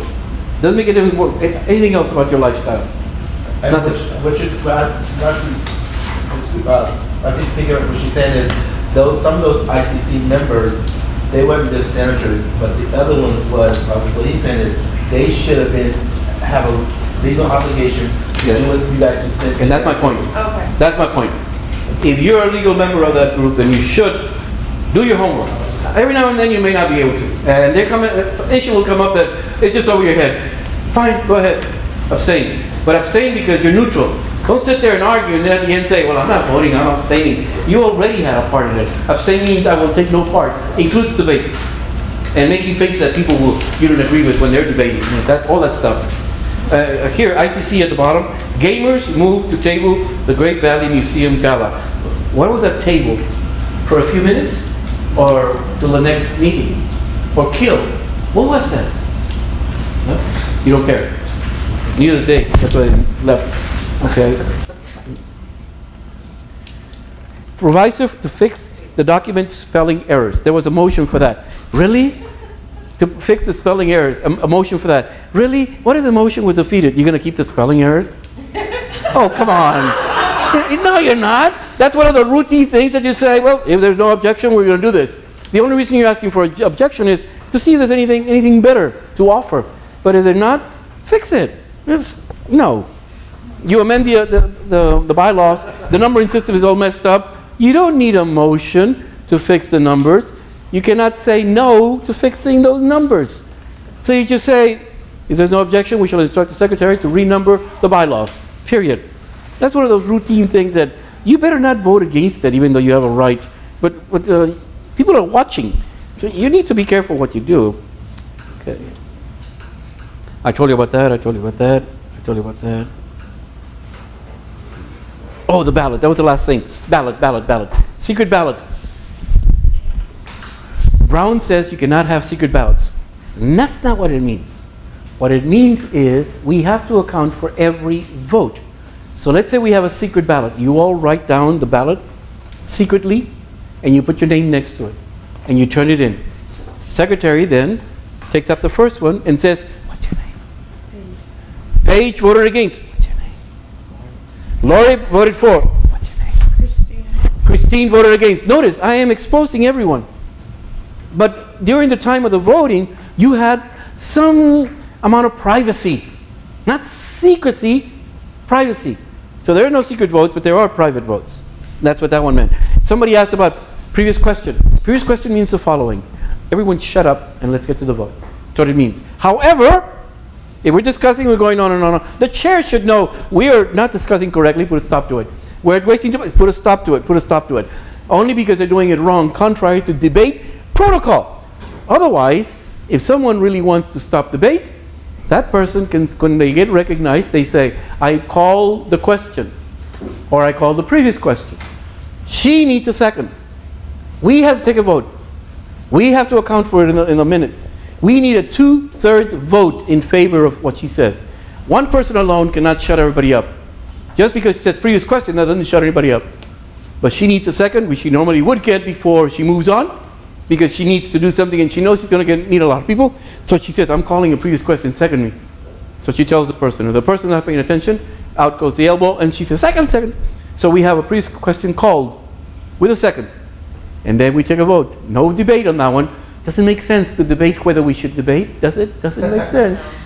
Robert is really very smart. So we get a vote, 2/3, that's all it takes. Not more than 2/3, just 2/3.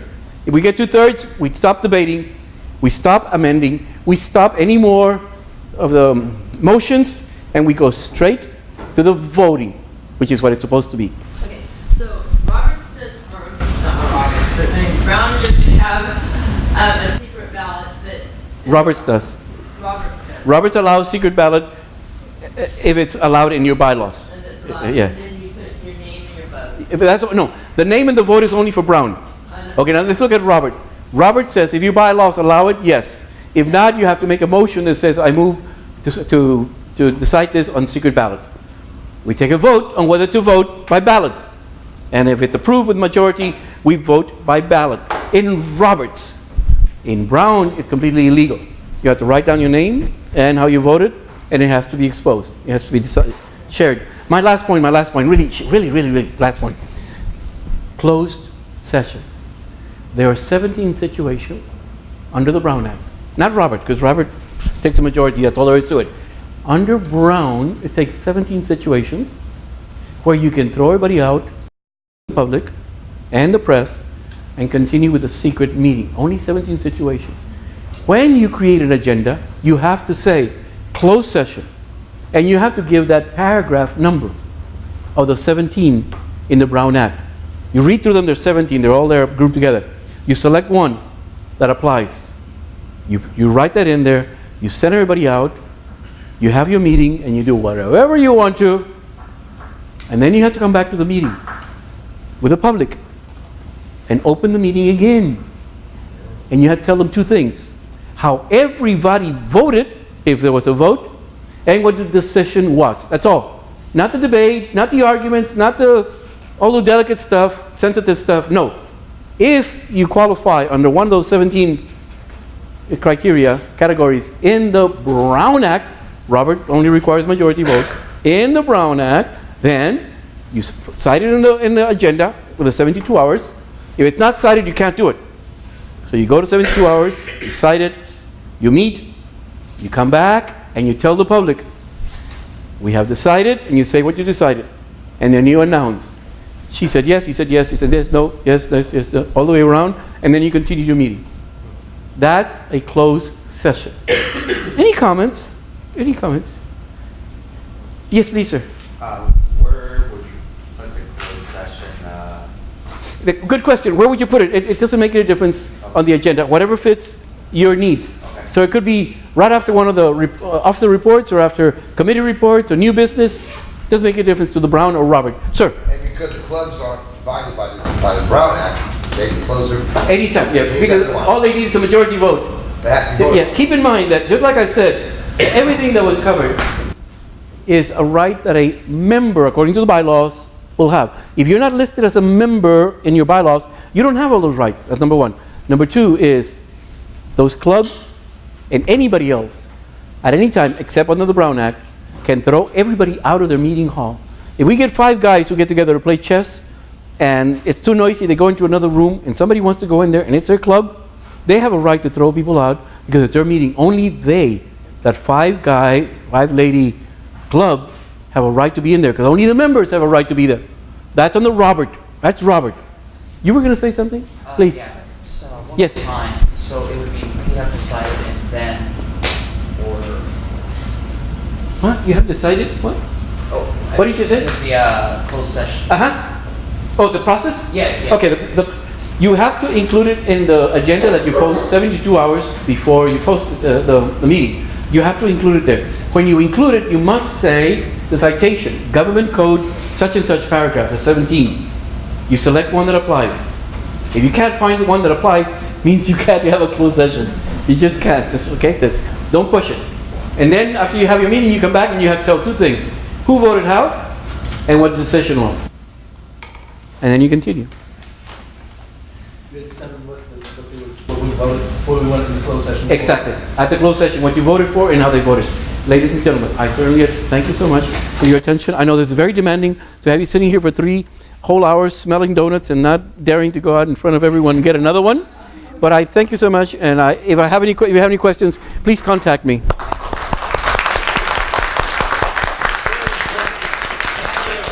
Thank you for helping.